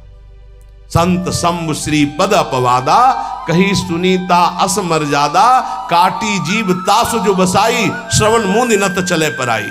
किसी भी संत भक्त महात्मा की निंदा हो रही और सभा में आप बैठे तो आप पाप के अधिकारी होंगे, आप हट जाइए, तुरंत हट जाइए। हरिहर निंदा सुने जे काना, पाप लगे गौघात समाना। गौ हत्यारे को जो दुर्गति होती वही भगवान और भगवान के भक्तों की निंदा सुनने वाले की होती है, करने वाले की होती है। दोनों अपराधी माने जाते हैं। 21वां, गुरु दीक्षा लेकर तिलक मुद्रा वैष्णव चिन्ह ना धारण करना, यह अपराध है। धारण करना चाहिए। अगर दीक्षा ले ली है, देखो हर आचार्य तिलक धारण करते हैं। आद्य गुरु भगवान शंकराचार्य, निम्बारकाचार्य, हर वैष्णव जन चाहे जिस मार्ग के पथिक हो, सब तिलक धारण करते हैं, सब कंठी धारण करते। वो रुद्राक्ष, ये तुलसी जी की कंठी धारण करते हैं। ज्यादा सिद्धावस्था नहीं झाड़नी चाहिए। इष्ट तिलक लगाते हैं, आचार्य लगाते हैं, गुरुदेव लगाते हैं और हम इतने ऐसे देखने को प्रमाद स्थिति मानी जाती है। सिद्धावस्था जब तुम्हें भोजन की याद न रहे, तुम्हें शौच लघु शंका की याद न रहे, तुम्हारी दिनचर्या अस्त व्यस्त है, तुम्हें पता नहीं, तुम भगवदाकार वृत्ति में डूबे हुए अवधूत स्थिति है, वो बात अलग है। उसके लिए लिखा लिखंति भुजमूल तो न खलु शंख चक्रादिकम विचित्र हरि मंदिरम न रचयन्ति भालस्थले लसत्तु लसी मालिकाम ददत कंठ पीठे नवा गुरुर भजन विक्रमात् को ईते महाबुद्धया। वो ऐसी स्थिति को प्राप्त महापुरुष शरीर की सुध नहीं तो तिलक कौन लगावे, कौन कंठी बांधे, कौन दर्पण देख करके लगावे, लेकिन इतनी है स्थिति तो तिलक लगाओ। ऐसी स्थिति जो आचार्य स्वयं धारण करते हैं, तिलक गुरुदेव धारण करते हैं, तो बिना तिलक के 1 मिनट भी नहीं रहना चाहिए। जैसे सुबह आते तो पहले पूरे शरीर में रज और सूखी बट्टी से तिलक की रचना, क्योंकि उस समय नहीं होता कि हम बैठकर फिर आकर यहाँ तिलक रचना करके ऐसे। अगर हमारे पास समय तो हम चाहे सूखी रज से ऐसे तुरंत तिलक बनावे, वो दिखाई नहीं देगा, पर द्वादश तिलक लगा के ही आगे बढ़ना चाहिए। स्नान के तुरंत बाद तिलक की रचना होनी चाहिए। और कंठी एक इष्टा में रख लेनी चाहिए, कभी ये टूटे तो तत्काल कंठे बांध ली, गुरु प्रदत्त प्रसादी करवा के रख लेनी चाहिए। वैष्णव चिन्हों को जरूर धारण करना चाहिए, माला मुद्रा आदि। 22वां है प्रभु के नाम अक्षरों को मस्तक पर हृदय पे धारण करना। इसको इस रूप में ना ले कि जैसे लिखने में नाम अक्षर, ये नाम अक्षर माला धारण किए तो हम सोच के समय से उतार देते हैं। नाम अक्षर है हमारे इष्ट के, हमारे आराध्य देव के नाम अक्षर है। आराध्य देव का, गुरुदेव का नाम रूप विराजमान है, छाती से लगा रहता है। पर जब हम शौच आदि क्रिया कर तो इनको हम पवित्र स्थान में या अपने आस जो सैया है सिराने रख देते हैं या ऐसे उच्च स्थान पर रख देते हैं। अगर हम राधा नाम मस्तक पर लिखें इसके अनुसार, अगर इसको हम इस भाव में अर्थ लेते हैं कि प्रभु के नामाक्षरों को शरीर पर धारण करना, ये है। हम राधा नाम बाजूबंद बांध सकते हैं, राधा नाम लिखकर हृदय में धारण किए हुए, पर हम सोच के समय उतार देते हैं। अगर हम अक्षर बनाते हैं यहां, तो हम जब स्नान करेंगे तो हमारे अधोअंगों में और पैरों में हो जाएगा। हमारी श्रद्धा कहती है कि हमें ऐसा नहीं करना चाहिए, क्योंकि वही नाम हमारे सिंहासन में बैठ, वही नाम हमारा आराध्य देव, और उसी नाम को जब हम नहाएंगे स्नान करेंगे तो वो हमारे अधोअंगों में होते हुए पैरों तक जाएगा। ऐसा हम बर्दाश्त नहीं कर सकते, क्योंकि हम उसी नाम का चरणामृत ऐसे लेते हैं कि कहीं एक बूंद भी जमीन पे ना गिरने पावे। तो हमें जो इसका भाव है कि भगवान नामों का जो अंकन वो ऐसे भगवान नाम की माला धारण करना, भगवान नाम को ऐसे हृदय में धारण करना, जैसे हमारे बिजली बाबा भगवान नामों का मुकुट धारण करते हैं, भगवान नामों के अक्षरों का ऐसा बाहर से ऐसे धारण कर लिया, उतार के रख के शौच स्नान आदि करके फिर धारण कर लिया। अभी एक महावैष्णव आए हुए थे महाराष्ट्र से, ठाकुर जी को अपने ऐसे मस्तक पर धारण किए हुए थे, ये गोपाल जी को ऐसे लिए हुए, हर समय प्रसाद पाने के लिए जब बैठे तो सामने ठाकुर जी विराजमान, सब ऐसे जो महापुरुष धारण करते हैं उनकी श्रद्धा, उनका भाव। लेकिन हमारा आज तक भाव ऐसा, वो घबराहट पैदा हो जाती है कि नाम का जो धोवन चरणों में जाएगा वो बिल्कुल ठीक नहीं।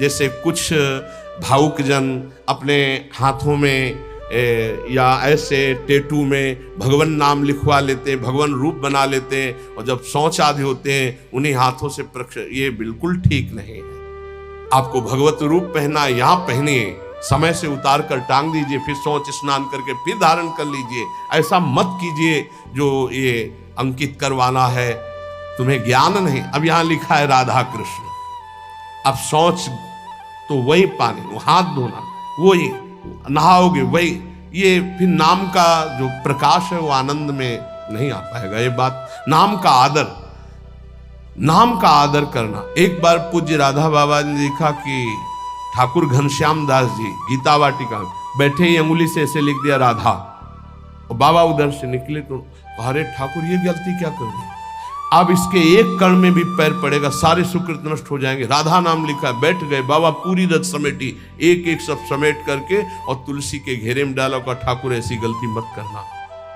नाम को जो पहचान गए, नाम को जो जान गए, वो नाम ही को अधीन कर लेते हैं। इसलिए नाम का आदर करना है, पर ऐसे लिखना, ऐसे धारण करो।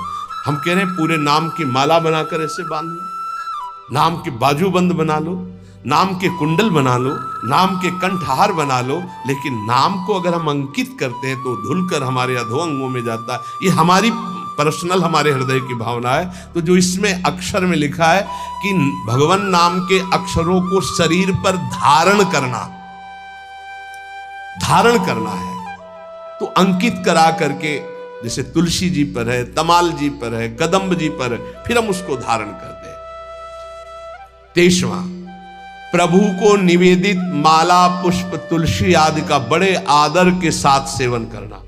श्री चरणों की चढ़ी हुई तुलसी, अहो भाग्य, नाक से सूंघे, मस्तक पर लगाए, ओहो आज हमें प्रभु की प्रसादी तुलसी मिली, प्रसादी पुष्प मिला, प्रसादी माला मिली, हृदय में आह्लाद होना चाहिए। बार बार ऐसे, ओहो आज तो बड़ी कृपा हो गई, साक्षात प्रभु ने प्रसाद दिया। धर दो, हाँ धर दो, ऐसे नहीं, तत्काल उसको प्रणाम करो और माला को माथे पे लगाओ, सूंघो, तुम्हारी इंद्रियां पवित्र हो जाएंगी, भगवत भक्ति बढ़ेगी। 24वां, भगवत विग्रह के सामने नृत्य करना। प्रभु विराजमान है, राधा राधा जैसे बन रहा है, हमारे मालिक है, हमारे स्वामी है, रिजवार है, रीझ जाएंगे। नृत्य करना ये 64 अंगों में एक अंग है। 25वां, भगवत स्वरूप को साष्टांग दंडवत प्रणाम या पंचांग दंडवत प्रणाम ये करना। 26वां, जैसे गुरुदेव पधारे या भगवत विग्रह पधार रहे तो सबको खड़े हो जाना चाहिए। जैसे अपनी श्री जी श्रृंगार ग्रह से पधार रहे हैं या मंगला में शयन ग्रह से पधार रहे हैं तो सबको खड़े हो जाना चाहिए। श्री जी पधार रहे हैं, गुरुदेव पधार रहे हैं, खड़े हो जाना चाहिए। भगवत विग्रह का, गुरुदेव का अभ्युत्थान, उनको देखकर खड़े हो जाना है, सम्मान करना, ये भक्ति का 26वां अंग है। 27वां, आप देख रहे हो कि चाव जा रहा है, चाव कहते हैं ठाकुर जी की शोभा यात्रा। पहले आप प्रणाम करो, किसी की भी जा रहे हो, किसी भी ठाकुर की, किसी भी वैष्णव की, प्रणाम करो, साष्टांग या पंचांग जैसी श्रद्धा बने सबको। फिर 5-10 कदम पीछे पीछे चलो, फिर प्रणाम करके वापस आ जाओ। ये वैष्णव मर्यादा है। ऐसा नहीं देखा है उन संप्रदाय, ऐसे सारे सुकृत नष्ट हो जाएंगे, इसीलिए भक्ति बढ़ती नहीं। अरे कोई कृष्ण बोले, कोई राम बोले, कोई हरि बोले, कोई शिव बोले, सबकी चरण धूल मेरे माथे पे, ये सब महाभागवत जन है। ये जो दृष्टि रखते हैं ना, ऐसे होते हैं किस संप्रदाय के, ऐसे ये पुण्य नष्ट हो जाएंगे। कोई भी भगवत विग्रह, जैसे कोई भक्त है अपने ठाकुर जी को माथे पे विराजमान किए, प्रणाम करो, 5 कदम उसके साथ चल दो। नाम कीर्तन हो रहा है, तुम अपना मंत्र जपते हुए साथ चल दो, फिर प्रणाम करो, वापस आ जाओ, इससे कृपा प्राप्त होगी। प्रभु के चाव या सवारी के पीछे कुछ कदम चलना, अगर बहुत समय है तो आप साथ चल रहे हैं तो 5 कदम तो चल ही सकते हैं। 28वां, प्रभु के श्री विग्रह के दर्शन के निमित्त जाना। बिहारी जी, राधा रमण, राधा वल्लभ, यहां तो घर घर ठाकुर तुलसी सेवा। प्रभु के मंदिरों, और अगर आपका शरीर स्वस्थ है तो सवारी मत लीजिए, आपका शरीर स्वस्थ है तो नंगे पैर जाइए। यहां तो सिर भर जाऊं उचित असमोरा, मेरे प्रिया प्रीतम का धाम है, उनके दर्शन करने जा रहे, मंत्र जप करते हुए नंगे पैर। यहां कोई कांटे थोड़ी बिछे, मार जूता और चप्पल पहनकर चलना। सही बात, बड़ा दुर्भाग्य है अगर ये पहनकर अपने को चलने को होता है। ये तो डॉक्टर मना किए कि वैसा ऐसा नहीं, तो जीवन भर हो गया नंगे पैर ही रहे। जो सुख मिलता है रज स्पर्श से पादुका, ये दुर्भाग्य है। प्रभु के मंदिर कम से कम, अब कोई कई तो सीढ़ियां भी चढ़ जाते हैं पादुका से, क्या करें, नहीं तो पादुका पहने दर्शन करें। अरे प्रथम सीढ़ी में पैर रखने के पहले तो पादुका उतार दे कहीं। अगर तुझे पादुका में चित्त वृत्ति लगी रहेगी तो पैर के ही मत जा। क्या कांटे बिछे हैं प्रभु के धाम में, मंदिर में दर्शन करने, इतना तो कर ले। 29वां, प्रभु के मंदिर में दर्शन करके 4 प्रदक्षिणा करना। अगर समय नहीं तो दाहिने करते हुए जाओ, दर्शन करके निकल जाओ। समय है तो 4 प्रदक्षिणा कर लेनी चाहिए, ये बहुत लाभ प्राप्त होता है। 4 प्रदक्षिणा हमारे श्री प्रिया प्रीतम जी की होती है। 30वां, प्रभु के श्री विग्रह विराजमान करना और उनकी सेवा करना, ये वैष्णव धर्म है। सबके पास सेवा होनी चाहिए, चाहे नाम सेवा हो, चाहे रूप सेवा हो, छवि सेवा हो, श्री विग्रह सेवा हो, सेवा होनी ही चाहिए। क्योंकि बिना सेवा किए मानसिक सेवा में प्रवेश नहीं, और बिना सेवा के आप जी कैसे सकते हैं, पानी कैसे पीते हैं, भोग कैसे पाते हैं? जब भोग लगा लेते हैं तब पाते हैं। तो प्रगट में सेवा हर वैष्णव के पास होनी चाहिए, चाहे राधा नाम की ही सेवा क्यों ना हो। 31वां, प्रभु के लिए परिचर्या करते हुए पंखा डुलाना, चंवर डुलाना, माला गूंथना, चंदन घिसना, जहां प्रभु विराजमान हुआ सोहनी लगा करके पोछा लगाना, विविध प्रकार की भोग तैयारी करना, ये विविध प्रकार की जो परिचर्या है ये बहुत बड़ा लाभ प्रदान करती है। इसी परिचर्या के बल से अम्बरीश जी की रक्षा में सुदर्शन चक्र था। चक्रवर्ती सम्राट होते हुए स्वयं पोछा ठाकुर जी के लिए लगाते थे, स्वयं परिचर्या करते थे। ये छोटी मोटी बात नहीं जो आप पंखा करते हो, चंवर करते हो, श्री जी की सेवा में हो। साक्षात श्री जी ने स्वीकार किया है, चाहे वो कोई गेट सेवा में हो, चाहे वो सब श्री जी की सेवा में। सेवा परिचर्या से आराध्य देव को अधीन किया जाता है। 32वां, प्रभु के सम्मुख बैठ करके उनके गुणों का गान करना, उल्लसित होकर गाना चाहिए। प्रभु राग रंग नहीं देखते। मानत अपनो भाग राग करत अनुराग बिन दीखत सकल अभाग श्री हरिवंश कृपा बिना। बहुत सब राग रागिनियों का ज्ञान है, लेकिन अनुराग नहीं है तो प्रभु नहीं रीझते। हाँ, लोग तो रीझ जाएंगे, प्रभु नहीं रीझेंगे। और देखा है राग रागिनियों में प्रधानता रखने वाले पर, और लोगों की तालियां लोगों का भाव देखते हैं। प्रभु बैठे उनकी तरफ पीठ है, ऐसे प्रभु हैं, ऐसे बैठे राग रागिनी, आओ सामने तालियां बज रहे, सामने बज रहे। मानत अपनो भाग राग करत अनुराग बिन दीखत सकल अभाग। कोई राग नहीं आता, आप ऐसे गा रहे तो वाह वाह ठाकुर जी बोल उठेंगे जिस दिन भाव से गाओगे। नाम बाणी जहां श्याम श्यामा तहां, नाम बाणी सुनत श्याम श्यामा सुबस। प्रभु के सम्मुख गान करने का सौभाग्य जानते हो? ये जो आप लोग बैठकर गान करते हो, बड़ी विशेष कृपा है। उनके लीला गुण गायन से बहुत जल्दी वो प्रसन्न हो जाते हैं। 33वां, भगवान के सामने भगवान का नाम कीर्तन करना। ये जो आप लोग करते हैं, हृदय आह्लादित हो जाता है। राधा राधा जब आलाप लेते हैं तो जैसे दूध गैस में चढ़ाओ तो उफान नहीं आती, ऐसे भक्तों के हृदय में उफान आनंद की आती उच्च स्वर से नाम कीर्तन सुनकर। 34वां, इष्ट मंत्र का जाप का नियम होना।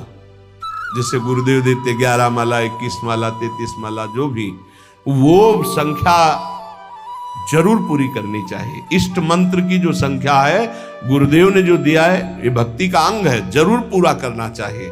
ध्यान देना चाहिए कि हमें इतना मंत्र जो गुरुदेव ने कहा वो जपना ही जपना है। इष्ट मंत्र का नियम पूर्वक जप का ये भाव गुरुदेव ने जो दिया उसको पूरा करना चाहिए। 35वां, रोज प्रभु से प्रार्थना करनी चाहिए, उनकी कृपा मांगनी चाहिए। रो रो कर उनके दर्शन की इच्छा, उनके प्रेम की इच्छा, उनके चिंतन की इच्छा, यही हमारी भिक्षा, ऐसा मांगना चाहिए। रोज 4 शब्द तो बोलना चाहिए, लाडली कृपा करो। अपना निरंतर नाम हमारे हृदय में चला दो। प्रिया जो और कोई चिंतन न बन पावे, बस आपका चिंतन बना रहे, ऐसा मन से बातें करनी चाहिए, वही प्रार्थना है। 36वां, महापुरुषों के द्वारा गाए हुए स्तोत्र और पदों का गायन करना चाहिए। जैसे चतुरासी जी है, ये सब स्तोत्र ही है। श्रीमद राधा सुधा निधि, एक एक श्लोक सब प्रार्थना भरे हुए हैं। स्तोत्रों का गायन करना चाहिए। 37वां, प्रभु के निवेदित किए हुए प्रसाद का बहुत महत्व रखना चाहिए। जैसे प्रसाद आया तो खड़े हो जाना चाहिए। भगवत प्रसाद आया, प्रणाम करके हाथ में जो तत्काल पाना चाहिए, तत्काल। प्रसाद की महिमा चाहे किनका तत्काल, ऐसा नहीं रख दो फिर पा लेंगे समय आने पर, अभी हमारे पास समय नहीं, ये अपमान हो गया प्रसाद। भगवत प्रसाद का सबसे पहला सम्मान माथे पे लगाओ, प्रणाम करो। अगर आप बैठे हो प्रसाद आया तो खड़े हो जाओ, पहले प्रसाद का सम्मान करो, भगवत स्वरूप मानना। एक कह रहे थे कि हम कुछ भी पाते हैं तो हमारा भजन रुकता है, तो हम कहा कुछ क्यों पाते हो? गुरु प्रसाद पाओ, भगवत प्रसाद पाओ। हाँ बोले वही तो हम कहा उसे कुछ में क्यों बोले? भगवत प्रसाद पाने से भजन में विक्षेप पड़ता है। बोले असली बात है कि विक्षेप पड़ जाता है, तो यहां तक टिटुआ तक कौन बोला कि खाओ? थोड़ा प्रसाद पाओ और देखो भजन होता है कि नहीं होता है। अब हलवा पूड़ी सब तो ठाकुर जी हजम कर पाएंगे, वो तो विश्वम्भर है, वो तो आग पी गए, तुम पियोगे क्या? वो तो पी गए आग, दावानल में सब सखाओ जब गौएं हुई, ऐसे कह के मुंह पे पी गए। देखो भगवत प्रसाद किनका लो, तो मधुकरी भरपेट पाओ। जो मंदिर से प्रसाद मिले तो किनका ले लो, ये सिद्धांत वैष्णवों का रहा है। एक बार झाड़ू मंडल के पूज्य महाराज बलराम दास जी महाराज, उनको वृद्ध अवस्था में एकदम काम वेदना जागृत हो गई। वो कोई माताएं स्नान करेंगी तो दृष्टि, तो उन्होंने कहा कि अब जीवन को नहीं रखेंगे, गलत भाव आ गया। तो सब भक्तों ने कहा कि चलो वृंदावन की परिक्रमा लगाते, तो नाम कीर्तन करते हुए परिक्रमा लगाई, तो जो विकार आया था वो हट गया। बहुत बड़ा प्रभाव है, जिससे आपका ज्यादा दिमाग संसार की तरफ आकर्षित होने लगे। तो कोई अन्न चला गया दूषित, तो आप वृंदावन की गिरिराज जी की परिक्रमा लगा लो, पूरा नशा उतर जाएगा, जो अन्न आदि का दोष का है वो नष्ट हो जाएगा। और उन्होंने कहा कल प्रसाद कहां से पाया? तो कहा गोविंद देव जी का, उस समय गोविंद देव जी विराजमान थे। गोविंद देव जी का प्रसाद भला कैसे? गए और जो श्रीअंग सेवी थे उनसे पूछा कल गोविंद जी का भोग कहां से लगा? बोले कलकत्ता की वैश्या ने लगवाया। तो गोविंद जी से कहा भोग है ना, आपका प्रसाद न पाओ तो वो अपराध बने, प्रसाद पाओ तो काम दोष जागृत हो। इसका मतलब क्या है? वो तो सीधे ठाकुर जी से बात। तो ठाकुर जी ने कहा बाबा प्रसाद पाने के लिए कहा था, भरपेट पाने को कौन कहता है? इतना किनका लो प्रसाद का, हमारा पूरा संसार है, हम तो सबके पाएंगे, हम तो सबके लाड़िले हैं, तुम्हें जरा सा किनका लेकर हमारे प्रसाद की रक्षा करनी और पेट भरना माधुकरी से, भिक्षान्न के द्वारा। भगवान के निवेदित प्रसाद को ग्रहण करना। अच्छा, अब जैसे प्रियालाल का भोग है, रोज खीर, हलवा, पकौड़ी, कचौड़ी, 50 प्रकार के भोग लगते हैं। अब रोज पाओगे तो तोंद चिकनाएगी, भजन में रस थोड़ी आएगा, पक्का समझो। भजन में तब रस आएगा जब इतना किनका ले लिया। और देखो अपने लोग तो उपासक हैं, श्री स्वामी हरिदास जी महाराज ललिता जी के अवतार, कोई साधक नहीं है, पर 56 भोग बिहारी जी का लगा, उत्तम भोग लगाए मोर मरकट को सेवएं। वृंदावन के मोर मरकट को ऐसे ऐसे करके चीख लेते, और चना, आप चना पाके रहते सुखी।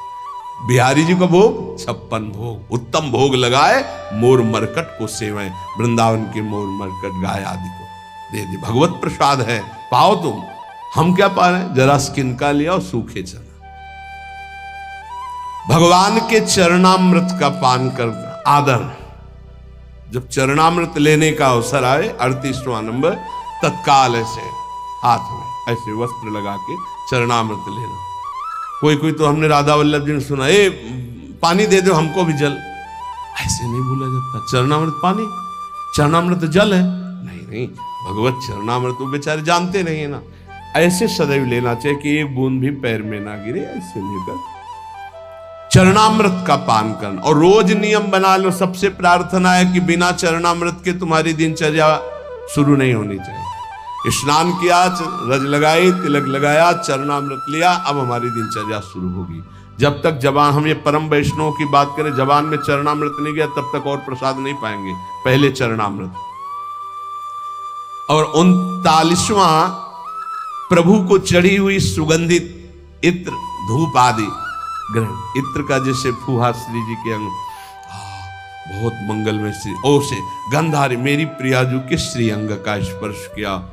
इसीलिए इन प्रेमी जनों को समझ पाना मुश्किल होता है अवित्र की सुगंध आ रही, पान का बीड़ा मुख में लगा हुआ है तो लगता है कि कैसे पान खाए हुए जो निषेध है, माला पहने हुए जो निषेध है, संत को इत्र लगाए हुए जो निषेध, पर ये निषेध नहीं है, यहाँ ये विधि है। वैष्णव सेवा, वैष्णव संप्रदाय में भगवत आराधना में ये विधि है। प्रभु को चढ़ा हुआ इत्र और धूप आदि की गंध लेना, सुगंध लेना, इससे भक्ति बढ़ती है। 40वां, पवित्र होकर ही भगवत विग्रहों का स्पर्श करना, अपवित्र दशा में नहीं। पर बहुत पवित्रता का थोड़ा निर्वाह आजकल बहुत कठिन हो गया है। अब इतने बढ़िया बाथरूम बने हुए कि रज का तो छू नहीं सकते हैं, कोई साबुन से ऐसे कर लिए तो हमारी दृष्टि में अपवित्र ही मानते हैं। अगर रज का सेवन नहीं तो अपवित्र है। और अगर आप कि वस्त्र उस शौचालय वाले पात्र में वो है ना, उसमें छू गए तो हम अपवित्र ही मानते हैं, वो सेवा लायक नहीं। बहुत संभाल करके, आजकल वो अटैच बाथरूम है ना, बहुत संभाल करके, पवित्रता बड़ा कठिन हो गया है। 41वां, जब दर्शन करने जाए तो आचमन करके पवित्र हो करके ही भगवत दर्शन करने जाए। 42वां, अगर आप दर्शन करने गए हो, पर्दा आ रहा है कि आरती होने वाली है तो रुक जाइए, चाहे जितना बड़ा काम हो, भारी से भारी कार्य को छोड़कर आरती के दर्शन करके ही जाइए। आरती का महत्व रखिए। आरती के प्रकाश में जब प्रभु के श्री अंगों का दर्शन होता है, कोटि कोटि जन्मों के अघों का मार्जन हो जाता है। 43वां, अगर कहीं भगवत चर्चा हो रही, कथा हो रही, भगवत नाम कीर्तन होता, रुक जाओ, 2 मिनट बैठ जाओ। एक घड़ी आधी घड़ी, आधी में पुनि आधी, तुलसी संगत साध की कोटि कटे अपराध। अगर भगवत चर्चा हो रही, कथा, यहां क्या हो रहा, सत्संग, बैठ जाओ। आधी में पुनि आधी, 12 मिनट बैठ जाओ, 6 मिनट बैठ जाओ, कुछ शब्द पढ़ जाएंगे, तुम्हारा मंगल हो जाएगा। नाम कीर्तन हो रहा है, भगवत कथा हो रही, कोई संत भगवान बोल रहे, 2 मिनट सुन लीजिए, तुम्हारा मंगल हो जाएगा। भक्ति का अंग है। हाथ जोड़ करके वहां बैठ करके सुना, ज्यादा समय नहीं तो 10 मिनट सुना, चल दिया। 44वां, हर समय भगवत कृपा, गुरु कृपा की बाट जोहते रहना, गुरुदेव की कृपा की याचना करते रहना, भगवत कृपा की याचना करते रहना, क्योंकि इसी कृपा से सारी निर्विकारिता आती। गुरु कृपा से ही निर्विकारिता, भगवत कृपा से ही आती है। 45वां, नित्य निरंतर भगवान के नाम का जाप करना। मंत्र जाप का नियम तो है ही, लेकिन उठते बैठते चलते फिरते श्वास श्वास में अपने आराध्य देव के नाम का जप करना। 46वां, नाम जप करते हुए रूप के ध्यान का अभ्यास करना। श्री आधा वल्लभ लाल को हृदय ध्यान, मुख नाम, मुख में नाम और हृदय में उनका ध्यान। 47वां, अपने द्वारा जितने भी कर्म हो रहे हैं शुभ भागवतिक, सब भगवान को अर्पित करना। अपनी दिनचर्या को जांचना कि भगवत विमुख कोई कार्य तो नहीं हो रहा है। अगर गलती हुई है तो भगवान के सामने प्रायश्चित करो कि हमसे गलती हुई नाथ, हृदय में जलन पैदा करो, आगे से वो गलती ना हो, और सब भागवतिक कार्य भगवान को अर्पित करे। 48वां, हर समय दृढ़ विश्वास रखना, प्रभु हमारी रक्षा करेंगे। निश्चित भगवान हम पर कृपालु हैं, हमारा कोई बाल बाका नहीं कर सकता। हर समय दृढ़ विश्वास रखना। 49वां, जो बहुत प्रिय वस्तु है भगवान को समर्पित करना। अपने को जो बहुत प्रिय लगे वो भगवान को समर्पित करना। जैसे कृष्णदास जी जा रहे थे, देखा कि गरम गरम जलेबी बन रही, अरे ये तो श्रीनाथ जी के लिए, वो आंख मूंदी भाव में, तो वहां पाने लगे श्रीनाथ जी। जय जय ने पूछा कि ये विठलनाथ गोस्वामी जी ने कि जय जय हमने तो यहाँ भोग लगाया नहीं, आप कहे, बोले कृष्णदास बाजार से भावना कर रहा है तो मैं पा रहा हूं। जो अपने को प्रिय वस्तु है, अरे ये तो श्री जी के लिए ठीक रहेगा, ये तो प्रभु के लिए ठीक रहेगा। 51, हर समय प्रभु की शरण में है, ये ध्यान रखना। हरि शरणम सनकादि रखते रहते हैं, तो हर समय अपने को ध्यान रखना कि मैं कोई अनाथ नहीं हूं, मैं दीनानाथ नाथ अनाथन हित समर्थ मोहन श्री राधा, हम प्रिया प्रीतम की शरण में हैं। 52, प्रभु के लिए ही केवल सारी चेष्टाएं करना, स्वसुख वांछा का त्याग करके, ये जब करोगे तो ये आ ही जाएगा। तत्सुख भावना में दृढ़ हो जाना। 53, प्रभु के लिए तुलसी का वृक्ष लगाना, प्रभु के लिए और वृक्षों का रोपण करना, उनकी सिंचाई करना, प्रभु के लिए दीप दान करना, ये प्रभु के लिए तुलसी जी लगाना और वृक्षों को लगाना। दुर्भाग्य हो रहा है, फ्लैट पर फ्लैट बन रहे, वृक्षों को काटा जा रहा है। जो प्रभु की प्रसन्नता के हेतु है, लता भवन सुख शीतल छां, श्री हरिवंश रहत नित्य जहां, तहां न वैभवान की। 54, भगवान के प्रिय गुणों का गान करने वाले शास्त्रों की ही चर्चा करना। और भी बहुत से शास्त्र, पर हम भगवान की महिमा से युक्त गुणों का जो रचनात्मक स्वरूप भगवान व्यास देव जी और बड़े बड़े महर्षियों ने किया, हम उनका गान करते, या जो आचार्यों ने गान किया। 55, भगवत धाम में प्रीति करना। जैसे हमारे आराध्य देव का निज धाम वृंदावन है, ये हमारा जीवन, हमारा प्राण, ऐसा प्रीति करना। 56, किसी भी वैष्णव को देखते ही आह्लादित होकर दंडवत प्रणाम करना, विनय पूर्वक व्यवहार करना, और बन जाए तो उनकी आवश्यकता जो उन वस्तुओं की स्वीकार करें, संत वैष्णवों की सेवा करना। ये भक्ति बढ़ाने वाला है। यथाशक्ति भगवान के जो उत्सव आते हैं उनको मनाना, कृष्ण जन्माष्टमी, रामनवमी आदि आदि, यथाशक्ति जितना अपने पास है उसके हिसाब से हम उत्सव मना रहे हैं। दामोदर मास, कार्तिक मास का आदर करना। आप गृहस्थ हैं, अन्य समय नहीं मिलता, आ गए कार्तिक मास में 2-4 दिन रुके, नाम कीर्तन, पाठ, भजन, संत सेवा आदि, परिक्रमा आदि ऐसा करके चले गए। समय है, पूरे महीना रुक गए। 49वां, भगवान के उत्सवों को यदि अकेले ना कर पाए तो और लोगों को भी सम्मिलित करके विशेष रूप से भगवान की जन्माष्टमी आदि को मनाना। 60वां, भगवत विग्रह को साक्षात श्री भगवान मानना, ना कि उसमें कोई धातु बुद्धि, पाषाण बुद्धि आदि देखना। एक भक्त कह रहे थे, हमें बहुत दुख होता है जब कोई हमसे पूछता है कि तुम्हारे ठाकुर का संगमरमर के हैं या धातु के हैं या ऐसे हैं, तो मुझे बहुत कष्ट होता है। तुमका कष्ट ना करो, यद्यपि आपकी प्रियता बहुत सही, पर सामने वाला नहीं जानता इसलिए ऐसे पूछता है, ये अपराध है, ऐसे नहीं पूछना चाहिए। भक्तों का हृदय दुखी होता है क्योंकि उनके लिए वो साक्षात भगवान है। 60वां, भगवत विग्रह और भगवत भक्तों की सेवा का प्रधान भाव होना, यह हमारे जीवन का परम लक्ष्य है। ठाकुर सेवा और संत सेवा, अगर दोनों में पूछा जाए तो पहले संत सेवा फिर ठाकुर सेवा। हम अगर ठाकुर जी का स्नान श्री जी का करा रहे हैं और कोई भक्त आ जाए तो श्री जी को वहीं वैसे विराजमान करो, पहले उसका आदर करो, ऐसा ध्रुवदास जी ने भी वर्णन किया है। 61वां, जो भगवत शास्त्र के भगवत प्राप्ति के सूत्र है, सिद्धांत है, उनका मनन करना। श्रवण करना, गायन करना तो है ही, मनन करना। 62, भगवत भक्तों की नामावली, भक्तों का कीर्तन करना, भक्तों की अर्चना करना, भक्तों की वंदना करना, भक्तों का संग करना, भगवान से भी बढ़कर भक्तों की प्रतिभाव करना, ये बहुत बड़ी बात है। 63, उठते बैठते चलते फिरते खाते पीते रात दिन जागृत स्वप्न सुसुप्ति स्फुरत में राधा पदा जप छटा, अपने आराध्य देव के चरणों का चिंतन, उठते बैठते चलते फिरते हर समय। 64, मथुरा मंडल, संपूर्ण मथुरा मंडल में इसका सेवन करना।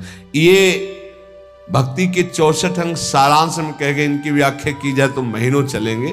पीछे शुरू की थी तो स्मृति तक पहुंचे थे, भगवत स्मृति तक पहुंचे थे। इसलिए इन अंगों का सांगोपांग यदि उपासना हो जाए तो प्रेम का प्रादुर्भाव हृदय में हो जाए।